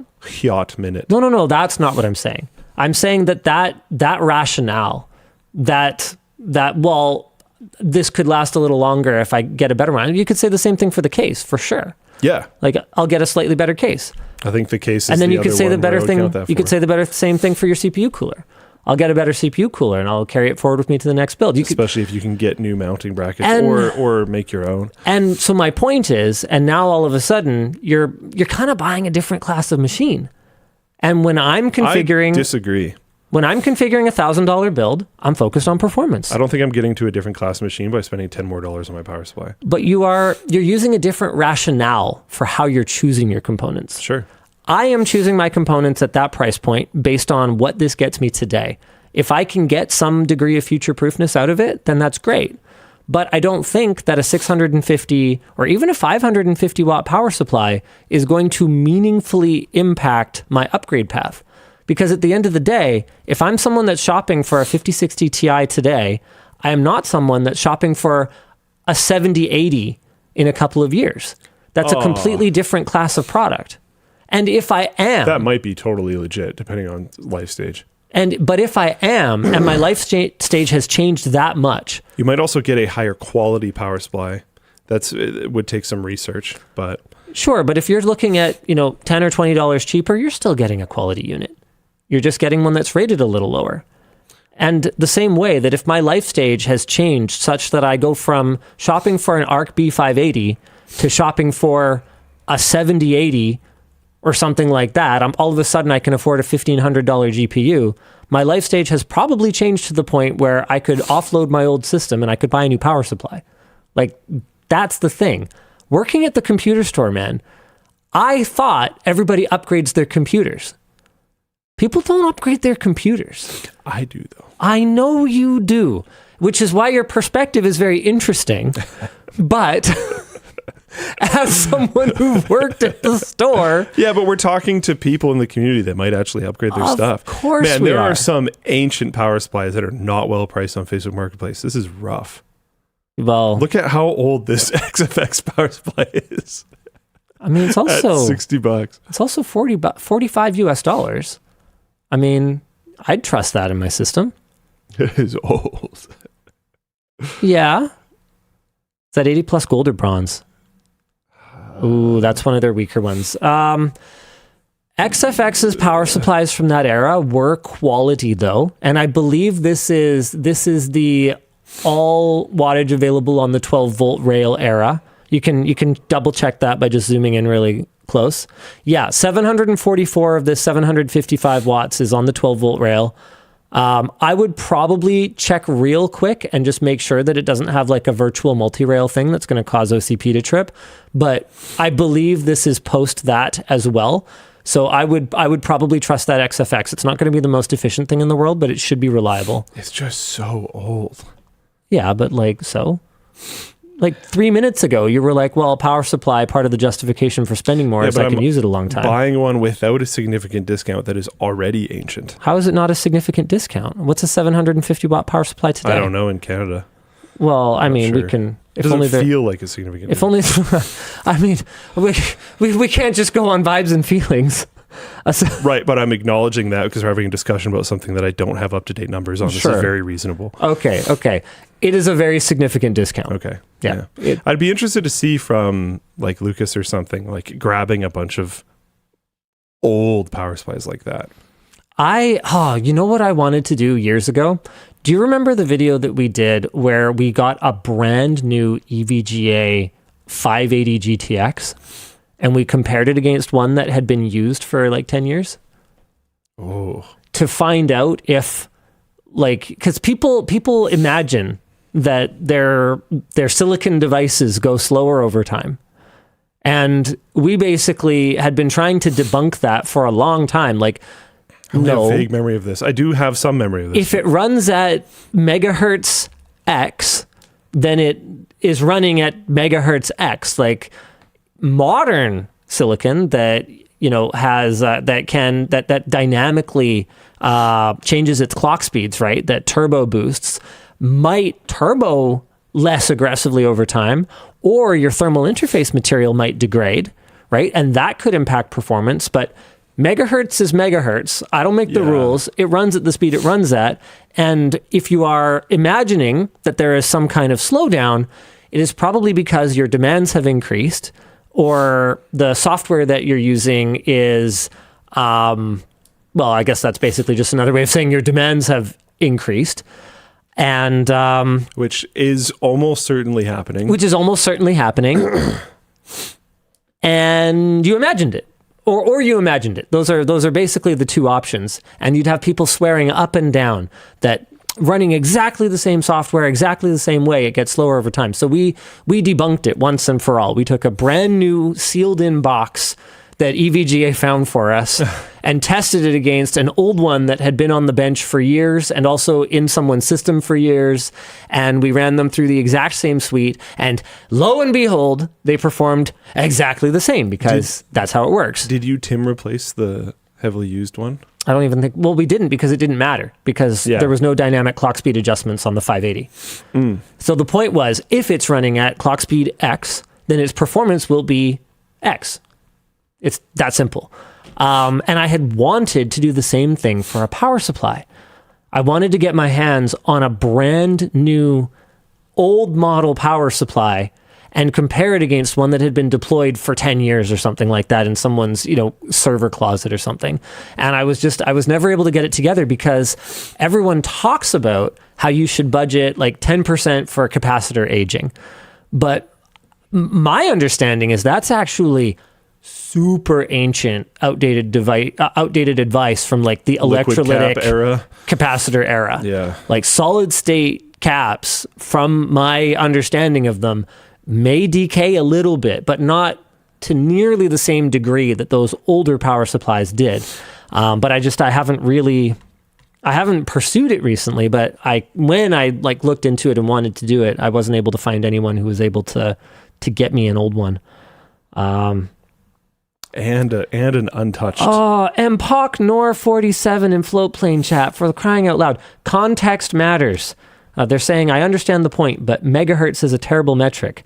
I had a Pentium 4 that ran at 3 gigahertz, and my 5800X3 runs at 3.4. That's not what he's saying. Not what I was saying.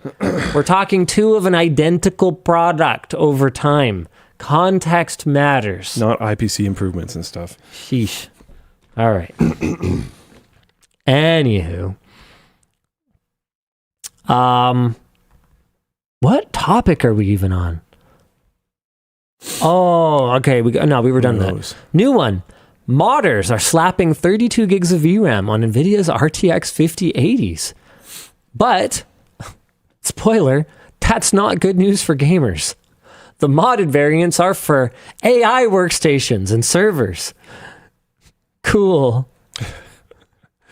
I guess there's really not much to say about it other than that. What tier of modders is doing this? Like, could people do this at home? Oh, heavens no. Yeah, I didn't think so. Yeah. I knew there was some, back in the Langley house, there was some power mods you could do to cards that were consumer level doable. I think it was Kingpin? I think it was Kingpin who cut the back end off of a GPU and took the back end VRM of another GPU and just soldered them together and ran it. I might be remembering this incorrectly. I don't know, but I didn't even think he cut one off. I thought he just it came out at an angle. He's probably done both if we're being realistic. Yeah. What am I looking at here? Whatever I'm looking at is not something that regular people will be doing. No. This is pretty sick though. I love that their test platform just is a hunk of copper on the GPU so that it will run long enough for them to verify post. It is literally a heat sink. That's awesome. The GPU is sinking heat into this copper slug with no actual active cooling on it whatsoever because it's not worth reassembling just to find out if it will post. That is amazing. I'm saying this to the public, not to you, but you ever seen the palm method? I've used it. Yeah, me too. You just put your hand on the chip and you use human water cooling to keep it from frying itself while you just see if it works. You got to go relatively fast. That'll get hot real fast. But yeah. Oh, man. McBain says Linus has not been watching Northridge Fix. Okay, I don't know if this was from Northridge Fix, but I did see a motherboard repair that went viral recently that was mind-blowing. like multi-layer PCB repair. Oh, yeah. Yeah. I saw something about that. Unreal. At that point, you're just flexing, I think. By the way, do as we say, not as we do, putting your hand on the chip. Yeah, don't people do that. people in chat are all like, yeah, I burned myself doing that, lost a couple fingerprints. Yeah. We're not recommending that. That's a terrible, terrible idea. It's bad for your body. It's bad for the electronic device. Cool. Good chat. Apple. I'll do it again. Apple has been Apple has been fined $116 million over app privacy prompts. This is wild. Italy's antitrust authority has fined Apple 98.6 million euro, saying that one of the company's privacy features unfairly restricted competition in the App Store. Hold on a second, though. Regulators were focused on app tracking transparency, Apple's system that requires apps to ask users for permission before tracking them for targeted ads. Italy says Apple forces third-party apps to ask for user consent twice, creating extra friction that hurts developers and advertisers who rely on ad revenue. What? That sounds okay. I'm with Apple on this one. Yeah. 100%. Apple argues the ruling prioritizes ad tech companies over user privacy. Yeah. Yeah. And says ATT, App tracking transparency. gives users clear control over tracking, which is great. Applies equally to all developers, which is great. Well, hold on. Does it apply equally to Apple? To Apple. No. That's the one thing. That's what I thought this was going to talk about. And does it actually not? Apply to Apple? Yeah. I mean, I don't know, man. The first time you log into an iPhone, it's pretty full of ads to use Apple services like iCloud and stuff like that. I don't know that necessarily qualifies as a targeted ad, but I would say that an iCloud subscription to someone who owns an iPhone, yeah, I'd call that a targeted ad. Oh, interesting. Anyway. Interesting line. Carry on. Not saying I disagree, but interesting line. I don't think it's quite the same. No. I understand what you're saying. It also isn't not a targeted ad. Totally, yeah. If they know I'm out of storage for my photos, and they give the me... second it becomes storage based, it feels like it's a little bit more so. It's still like they are still technically different things. And they sure as hell aren't offering me a cloud storage option from anyone else. Yeah. Does Apple do anti-competitive things? Yeah. Yeah. OneDrive for your iPhone. But is app tracking transparency requiring apps to ask users for permission before tracking them one of them? Yeah, that one I'm more with Apple on. Yeah. And someone asks, is this analogous to OneDrive in Microsoft? Absolutely. Yeah. And it's just as f***ing ridiculous. Yeah. See, that's the whole thing, right? Is I often get told I'm hating on Apple, but I hate it exactly the same if Microsoft does it. So maybe, possibly, what I hate is the behavior and the attitude. And there's a lot of that on Microsoft. The decision follows a similar ruling in France earlier this year where Apple was fined 150 million euros over the same feature. I like this feature, though. Yeah. I really don't care about anything that Apple does that is a big middle finger to the targeted ad industry. Man, back when I think this comparison makes sense. Back when TELUS was cool, they would call you when your contract was about up and be like, look, we can go kind of two different paths here. We can get you more performance for the same price or same performance for less price. Choose your path. And it was always like, what a great phone call to receive. And then they stopped doing that because they're dumb. I got an email from them like talking about a few things because I called them out for a practice that I was going to like actually go after them for, and then they fixed it. So things are good. But I also called that out because I was like, this was such an amazing phone call. I would get a call every like 2 years. It would be from TELUS. I would see TELUS on the caller ID and be excited because I was like, nice. I'm either getting faster internet or less money being taken away. And it was a great call every time, blah, blah, blah. Their argument was that like people hated the calls I'm like, there is no way that people hated those calls more than their bill going up without them knowing that it's happening. Or their neighbor getting a better deal than they are just because they didn't know. Yeah. So like there's actually, that's just a BS excuse. And they could have also done it as an email if people don't like the calls. Definitely figured out that this just like... They could have applied it automatically. Cost you money. Yeah. Yeah. There were many other paths to take. So like, don't tell me the thing. Tim000x3 says the do not track button on iPhone is the reason that I use iPhone. Yeah. There are apps that I desperately need on Android, but I can't justify it. I could use a hardened version of Android, but the best one to do that with is for the Pixel, Graphene OS, shout out. And I don't want to give money to Google. Tim, I have an idea for you. Buy a secondhand Pixel. You can have a Pixel, you can run Graphene OS, you can give Google $0. Just an idea, just a thought. Pretty good. WGD118 says, Linus, do you have more knowledge about the targeted ad industry now that you're buying ads for LTTStore for the backpack and screwdrivers? I'll be honest with you, I am not buying those ads. Yeah. I don't know anything more about it other than, what I know from like the news and, learning about it and stuff. Yeah.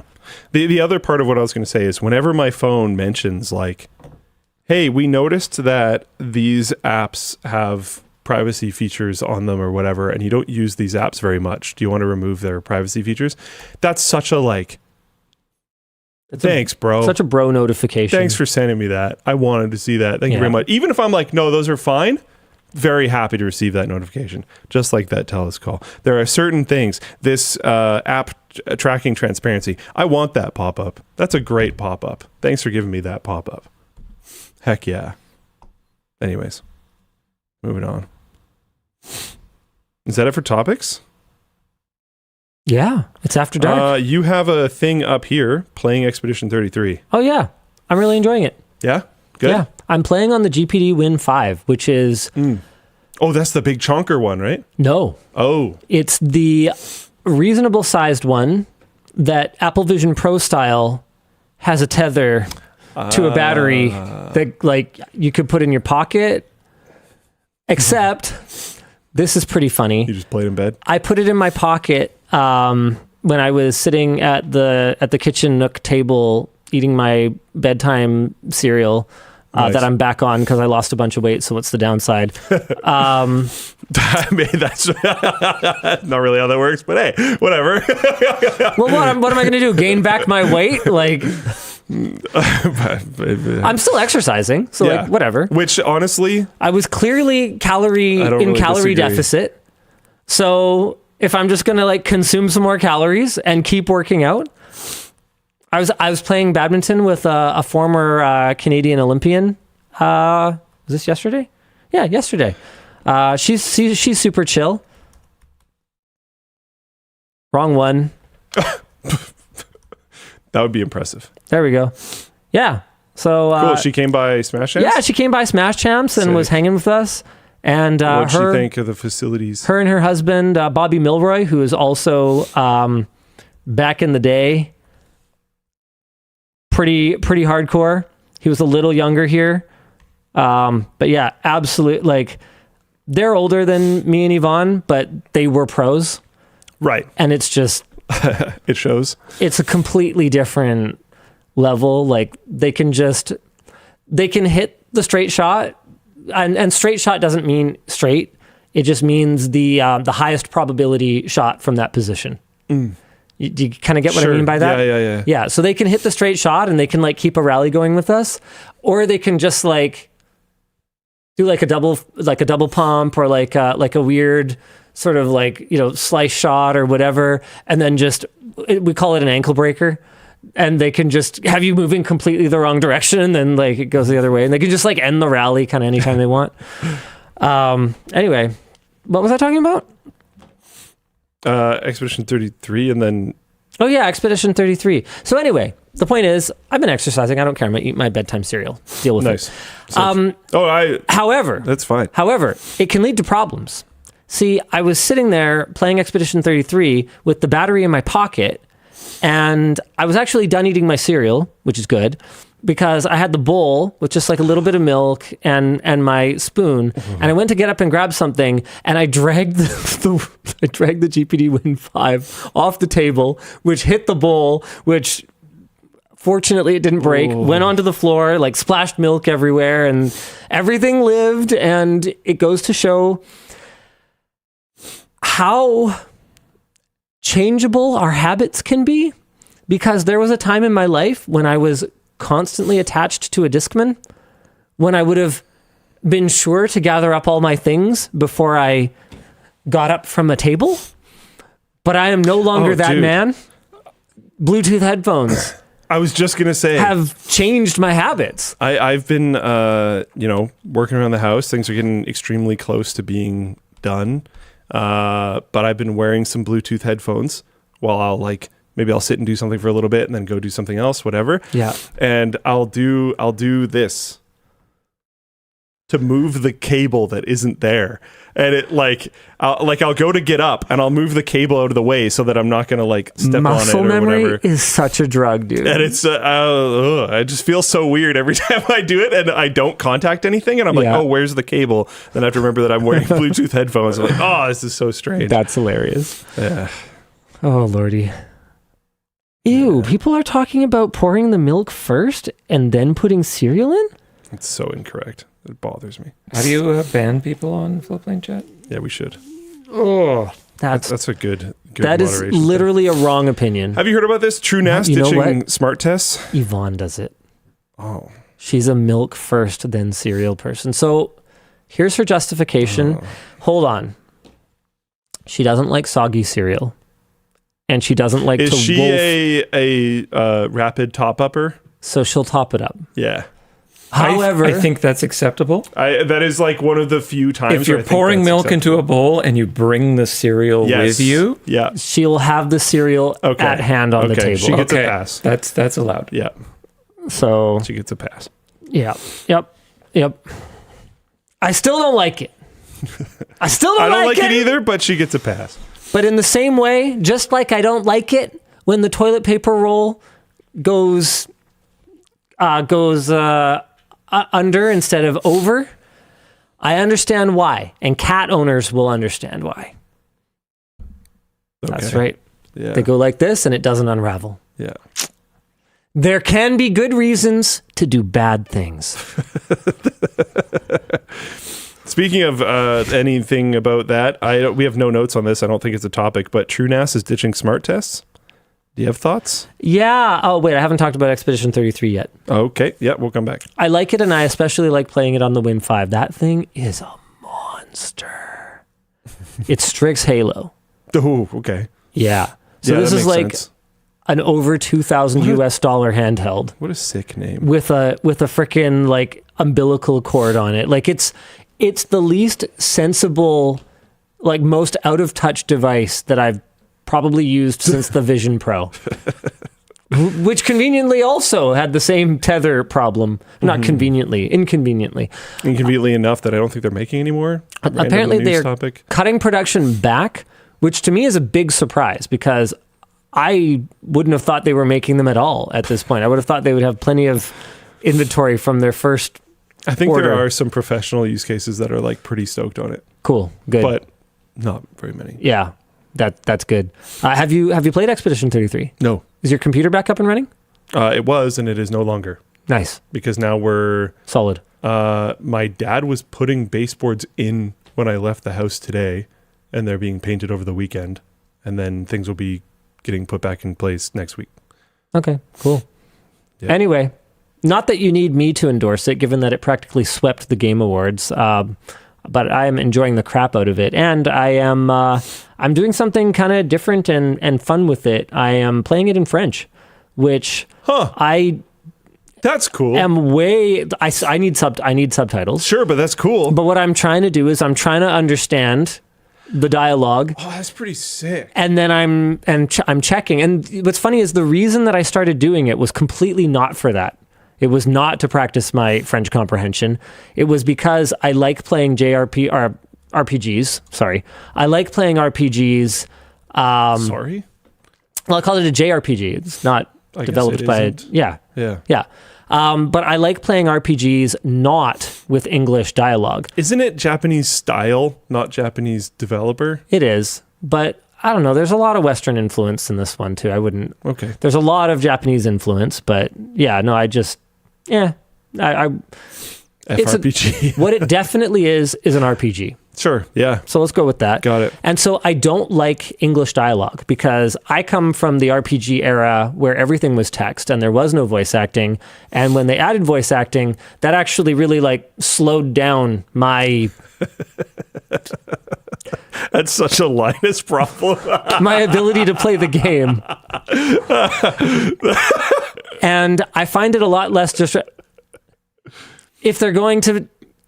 if I'm going to skip through something, Oh, that totally makes sense. I actually find it way less distracting if the dialogue is so I'll usually set it to Japanese because usually Japanese is an option. So if I want to, I played Final Fantasy Tactics like this. I get to enjoy the original Japanese intonation yeah. with my English comprehension, and I can skip it in the middle of a sentence, And it's not really going to affect you. and I'll never know the difference. So that was what I actually was setting out to do. I went to switch it to Japanese because I didn't know or care which other options there were, because Sure. I was like, that's what I always do. I always just switch it to Japanese. And then the first option was actually French. And I was like, oh yeah, That makes sense. why don't I try that? And I'll see if it like bothers me, because I have a little bit of comprehension of it. I'll see if it works the same way. And I find French, no offense to Japanese, no offense whatsoever, I find French to be a very beautiful language to just hear, more so than Japanese. Sorry, my personal opinion. You can ban me for it. And I switched it over and I understood more than I thought I would. And I was like, okay, well, this is a fun little exercise. Why don't I try to like pick up my French comprehension a little bit?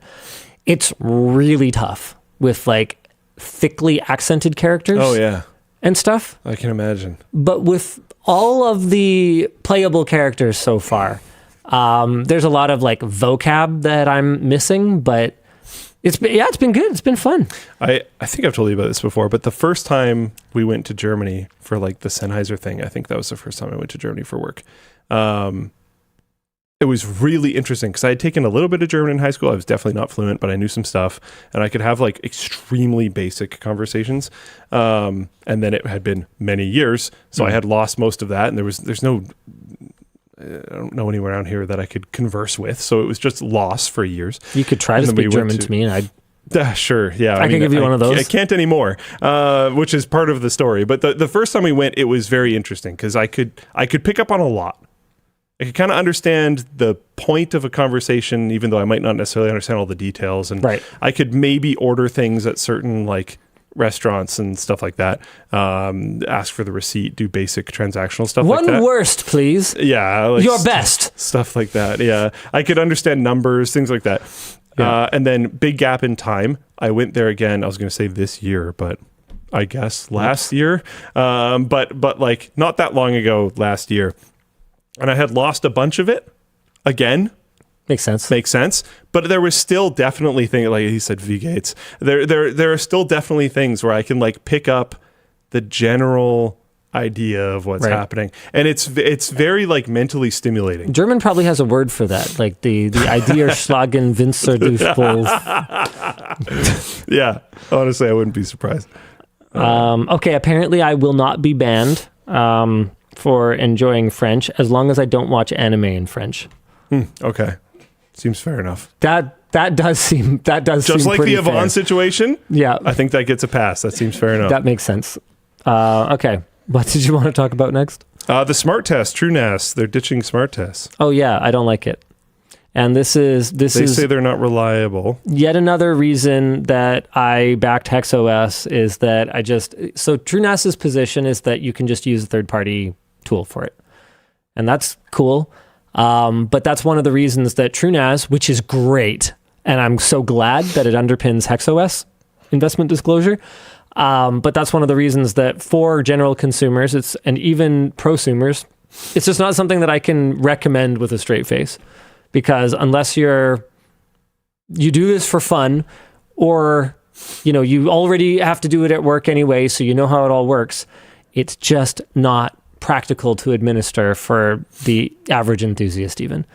And if you are one of the people out there who considers yourself an average enthusiast and you totally administer TrueNAS and you love it, then congratulations. You're not an average enthusiast, and that's fine. You're like really into it. And that's super cool, and that's really great. And here's a gold star for you. But most of even the LTT community is not going to want to dig through some of the arcane crap that TrueNAS forces you to jump through, sometimes to do very, very seemingly simple things. Which, again, like you said, you might do it for fun. That might be part of the entertainment. Absolutely. It might also not be. Okay. I think we're done topics, Dan. Yippee doopy.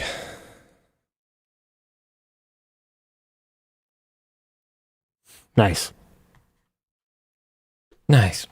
What were people liking today? Were they picking up the new shirt, or like? Let's have a look. Bitset Crash Out T-shirt and Bitset. Oh, big okay. case. Oh, nice quality.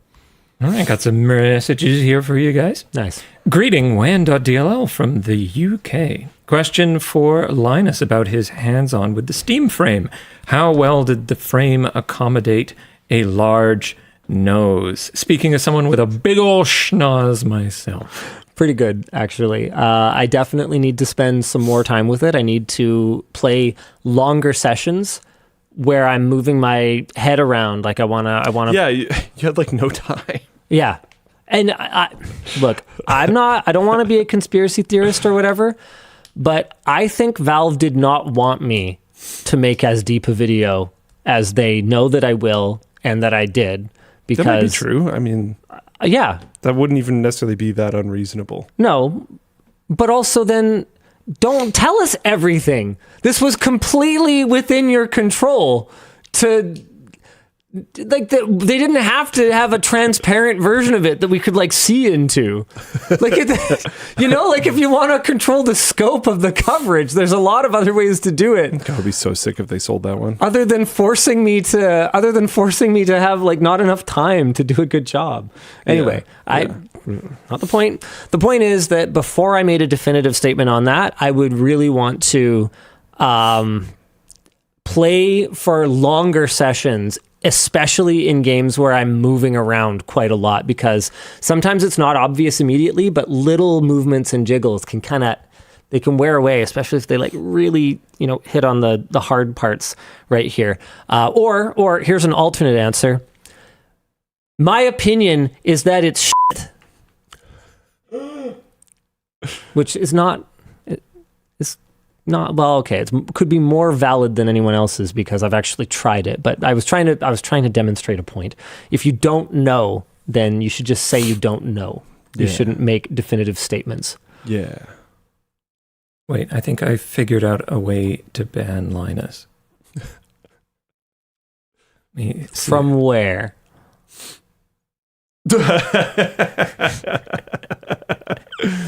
Nice.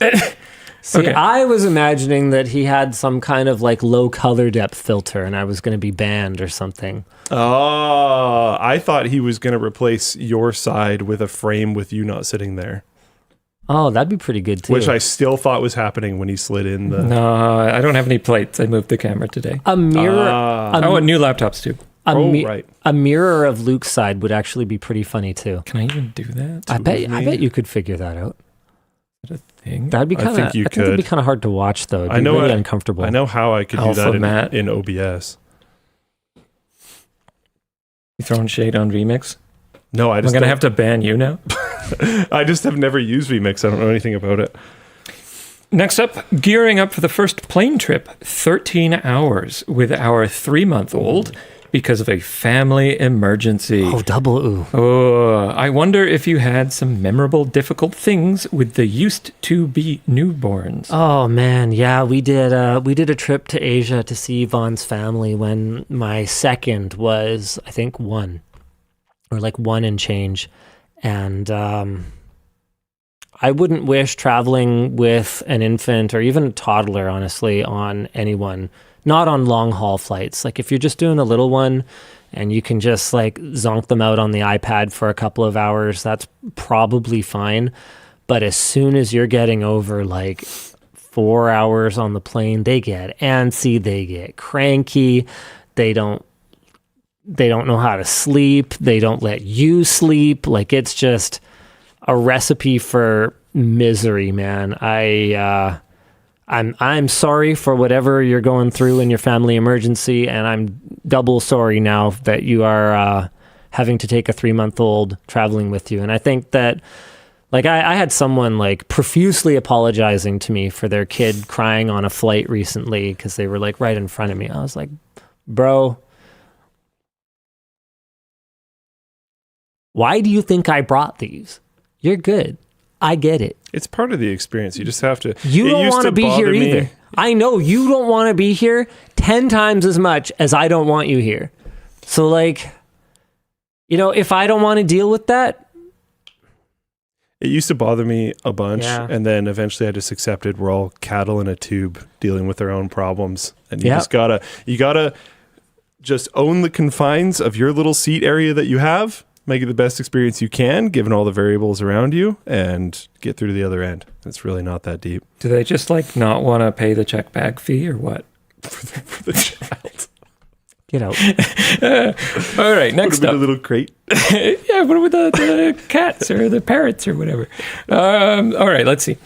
Is a natural monopoly in a high barrier of entry industry like a bad thing? In the case of ASML, it seems more of a reward for technological innovation, which incentivizes innovation. So when Luke and I say monopoly bad, competition good, our perspective is as consumer aligned representatives from the media. Does that kind of make sense? And in general, I think that we have benefited more in our lives from competition than from successful companies monopolizing their industries. I would also say that even if that disproportionate, or maybe even not even disproportionate, even if that high reward could incentivize others to try to compete during that time of one ring ruling them all and others attempting but failing to compete, is a bad time for consumers that just didn't need to exist if there was always competition the whole way through. So yes, I can see your argument that it is good to have a really big reward for really big investment and ingenuity and perseverance. But from a consumer standpoint, that is not the ideal situation. We would rather have more than one competitor in any given space. Yeah. That's it. What was the core question?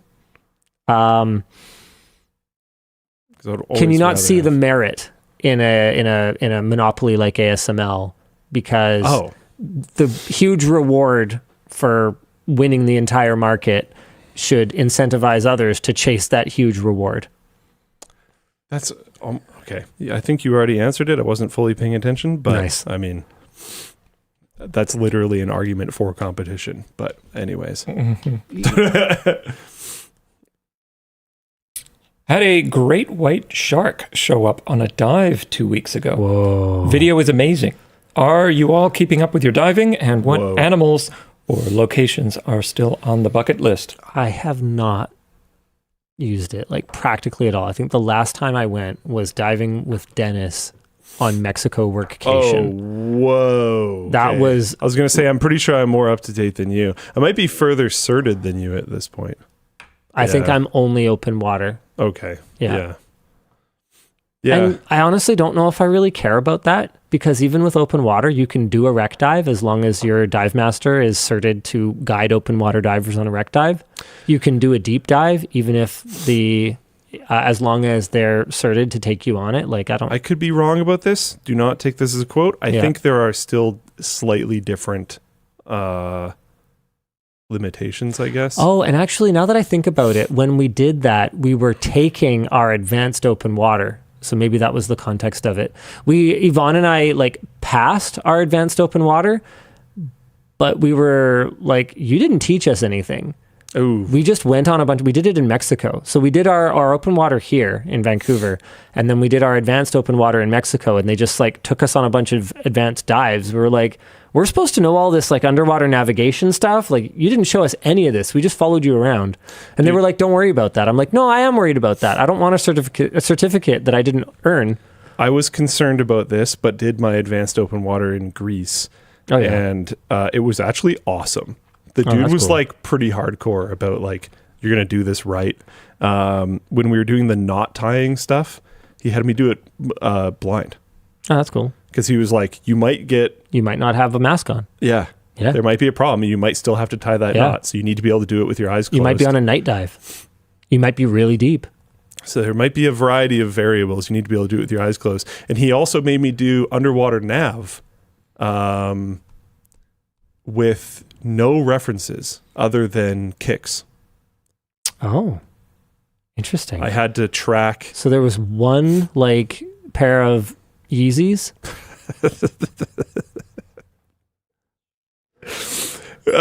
Basically, I had to be able to get back. We'd like swim up to a certain point, and then I had to be able to go in like a square in basically any direction and end up back where I started. Oh, that's cool. And I wasn't allowed to have like a little navigation computer or whatever. I had to do it all just with kicks.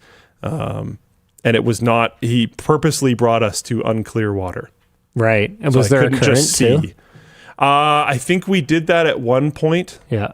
And he I don't remember the deal behind it, but he taught me how to like try to do that a little bit better. And he was like, it's not going to be perfect, but if you're trying to get back to a boat, you can kind of use this information to help you get back to a boat. But yeah, he was awesome, actually. Yeah. Hi, all. You've taught a lot of people. Some have started their own businesses with confidence. What do you try to do as a mentor and boss to help people grow? What was your favorite teachable moment? Oh, man, this is a heavy question. I mean, You might not be able to say. I don't think that I'm a business mentor necessarily. I'm fumbling my way through this. School of Hard Knocks. I didn't go to business school. I don't know, man. And a lot of the stuff that we do is not best practice. I mean, that's going to be true for every business. Sure. I laugh, but that is true for every business. I just mean we do not like optimize a lot of the time. We need to do a bit more optimizing. We do need to do a bit more optimizing. We do need to be doing some optimization. I mean, look, I wrote How Does LMG Spend Money this week? And it definitely was that revealing for you? Like, did you learn things in that process? 100%. It hardcore flagged for me things that are going to need to be optimized. Actually, here, let me see. There was Chewy put together some. Why can I never find people when I'm looking for them? There it is. Yeah, Chewy put together some stuff. Like basically, we've made a lot of decisions as we've been rapidly growing that like made sense in isolation. Yeah. But now that we're no longer do rapidly growing, do not necessarily make sense anymore. We've accumulated a lot of process debt. We've accumulated a lot of sort of Band-Aid solutions that, again, made sense at the time, but probably don't make sense now. Lots of those.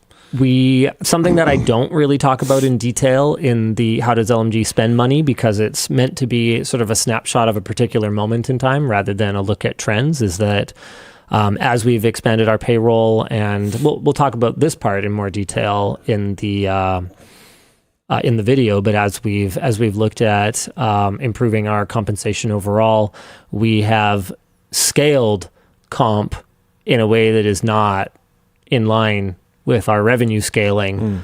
And that's been going on for a fairly extended period of time now, like on the order of years. View counts have been getting better. We're back to a more sustainable sort of overall viewership. But with that said, the YouTube game is getting more cutthroat. You can upload, it used to be that if you uploaded a banger video, you might get 2 million views on it. And if you uploaded a total downer video, you might get 1 million views. Now your banger video might hit 3 million, 4 million, but your downer video might get 400,000. So you don't have that same predictable a little bit more floor. difficult. It's down in the basement now. And that's harder to sell to sponsors. That's harder to capitalize on for yourself. Like when we're promoting a big deal on LTTStore.com or something like that, and the video that we have that goes up promoting it, like we can see the difference in performance when it's a 500,000 view video versus if it's like a 2-3 million view banger, right?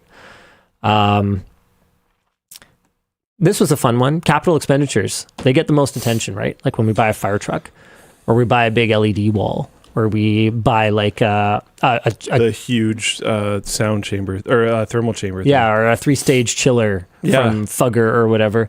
Capital expenditures are under 1% of our spend. Under 1. So, that's a weird bucket to define, though. I guess almost everything's going to be a weird bucket. Well, yeah, it's how you define it. So we define a lot of what some companies might call CapEx would be, we have under sort of an umbrella that we call overhead.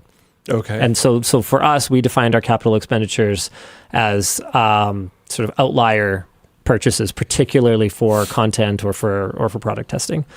So, looking at it like those are all videos that performed well, or series of videos that will perform well over time, right? And it's a lot of little things that you only really notice when you write it down.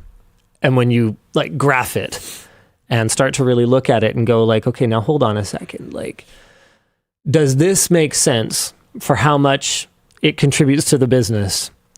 Does this make sense for how much it contributes to the business, up or down in any case? So it's the kind of thing that when you're building the plane as you're flying it, you don't really look at it that closely. But we've had a couple years now of lower production targets. Like, I don't know if people have like noticed this, but I think they have. I think they just stopped commenting on it because it was so long. We used to have like 100-ish people. We are now up to like 120 people. And we used to do 6 LTTs a week, plus WAN Show, plus 2 tech quickies, plus 3 tech links, plus 2 game links, plus 2 to 4 short circuits, plus there's one I'm missing. I don't think Channel Super... Oh, yeah, no, Channel Super Fun did overlap with that schedule for a while. Plus a Channel Super Fun.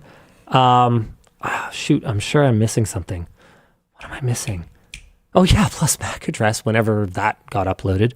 And our head count has not appreciably changed in this time that we've been doing anywhere from, realistically, about 3.5 LTTs a week is what we've been averaging. We completely hiatused Tech Quickie, completely hiatused Game Linked, completely hiatused MAC address. Did I already say Tech Quickie? I think I already said Tech Quickie. Sure. And people feel very like overworked, and I don't think that they're necessarily just like lying about that. No. So that then leans back to what we were kind of previously talking about of like, what are we doing? Yeah. Process overhead. Where's the loss? What are we spending our time on? This engine has a lot of energy waste in potentially variety of areas. So I think that's something that we're going to be reflecting on heavily over the next little while. Yeah. Anyway, you guys can expect that video probably a little bit after CES. I think Elijah, I saw him churning through the guidance for it. That's kind of getting to be a bit of a like superpower of his. Like he did the guidance for the RAM crisis video that we uploaded earlier this week, and I thought he'd just him and who was him the being editor good for at guidance makes sense in my brain. Hold on, I'm trying to remember. I think it might have been Kendrick. I'm going to double check though, because I don't want to give credit to the wrong people. So this video, really cool video. Special thanks to the ECC squad. Seriously though, shout out the ECC squad. You guys rock. Hold on, here's the regular credits. Where's my editor? Yeah, Kendrick. Kendrick was the editor.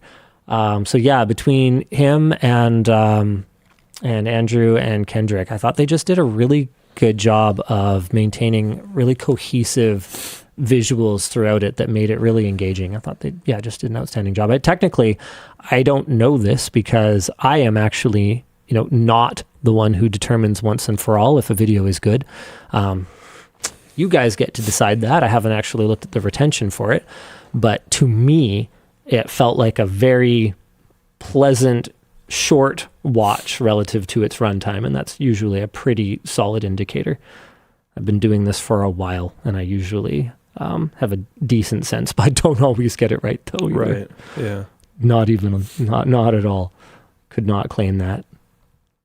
I could try to claim that, but then I'd be a big liar. Yeah, retention's really strong. It's like well above average. Nice. Yep. Yeah, so good job, guys. Hey, LLD, got the wife interested in the Tech House series. What ideas do you have for spouse-approved / hidden tech? Going to be following and upgrading along the way. Thanks for the amazing content. I mean, a big one is I think we're going to be getting a lot better at wiring and cable management because I'm a big fan of eliminating batteries and wireless technology from my life. And I'd like to find ways to do things as wired as possible while maintaining really strong spouse approval factor. So this is a bit of a derail, but part of my place will be kind of fresh plan is that I want to have some self-hosted IoT things going on and some other stuff happening for once. And one of the problems that I've ran into that, I'm probably going to try to solve it before the Tech House, I guess, but where our computers are going to be now, there's a Cat5e through the wall, that cable in the wall. I'm still haven't done the testing because again, I've been focused on other grander stuff, but being sick. It could be, that too. It could be the short cable going from router to patch instead of the cable through the wall. But I think it's a cable through the wall. That cable might be messed up. The second a significant load happens, my computer it's blinking Ethernet cable and I lose all networking. Hopefully it's just the termination. Hopefully, but I don't know. So I might have to figure out how to learn to fish that cable. Nice, solid. Everything with this place just turns into here's a new project that I've never had to try to figure out how to do before. And you're finally going to finish it, and then you're going to go, you know what? Time to move. Maybe it's time to... Yeah, I've been rather aware of that. Yeah, no comment. That's your thing to figure out in terms of your timing. Yeah, but cool. Good luck with that. Yeah, back to both ends. You can just pull a new. Yeah, I know. My problem is how it fishes through. Yeah, it depends on if it's stapled to the studs and stuff too. So I don't know that, and it's very far from reasonable angles and stuff. And seeing how this place was put together, it'll either be just draped there and easy to do because no one cared to do it properly, or it'll be 17 staples in one spot for no apparent reason. Cool. So we'll see. Oh, here's a quick one. The Pebble Round 2 was apparently just announced. That looks good. Yeah, it looks actually pretty sick. Wow. I get it, though. That's very funny. Round 2. All right. That's pretty good. All right, that's all. As a former Kioxia employee, I was amazed to see the fab tour you got. Surprising they let you see more than I could working there. What's your take on how the audience liked it and what's next? Hopefully more is next. I love doing that kind of thing. And yeah, I was very impressed and pleased with the amount of access that we were able to get. It was a battle to get as much access as we did. I can tell you that. We had a meeting with as many as I think it was 20 people in the room and another 20 on the call. sort of talking through the plan for the next day after our first day of shooting. And like, to be clear, I don't mean this in like a disrespectful way or like an antagonistic way. These sorts of things are always kind of a battle. Yeah. Because these are closely guarded corporate secrets that have never been talked about or seen before. Like to your point, you could work there and not see things that we saw. And so I understand why they're a little cagey about us walking around in there with like, people aren't allowed to like bring their phone in, and because they might snap a picture here and there, and we're walking around with a full kit, right? And it was incredible, and I'd love to do more of it. If there's other companies that, you know, want to chop through all the red tape that's involved in getting us that kind of access so that we can bring people along for the ride and help them really appreciate what it is that you guys are doing over there, then we're super down. I love it. Oh, I haven't seen it yet, but apparently Veritasium did a really cool video this week on ASML's Oh, it was I have incredible. also heard this. I've not seen it. Is so it cool? good. That's cool. Yeah, I'm what gonna is have he? to watch Does it. he like go there? Yeah. Oh, that's exciting. And they go into some really technical details, and it's just awesome. He did a phenomenal job. Last one I've got for you today. Hey, Luke, heard that getting tips from Wendell on building an LLM server. Would there be a chance to follow along with your home lab journey? I don't know. Maybe I'm starting to question its feasibility based on GPU pricing. I've got a couple you can borrow if you want. Yeah, we'll see. So I've got a variety of goals, but yeah, we'll see how this stuff gets sorted out over time. There's like, I've been preaching local LLM for a long time, so I really want to actually do it because I don't want to be like telling people that they should look into it and not look into it myself. That seems lame. I don't really know where you're getting at with this. You have a variety of what? And that has to do with a local AI server? What are you bringing up? Gulls? Gulls? Yeah. Goals. I know, I'm just playing. Goals. You said goals. Okay.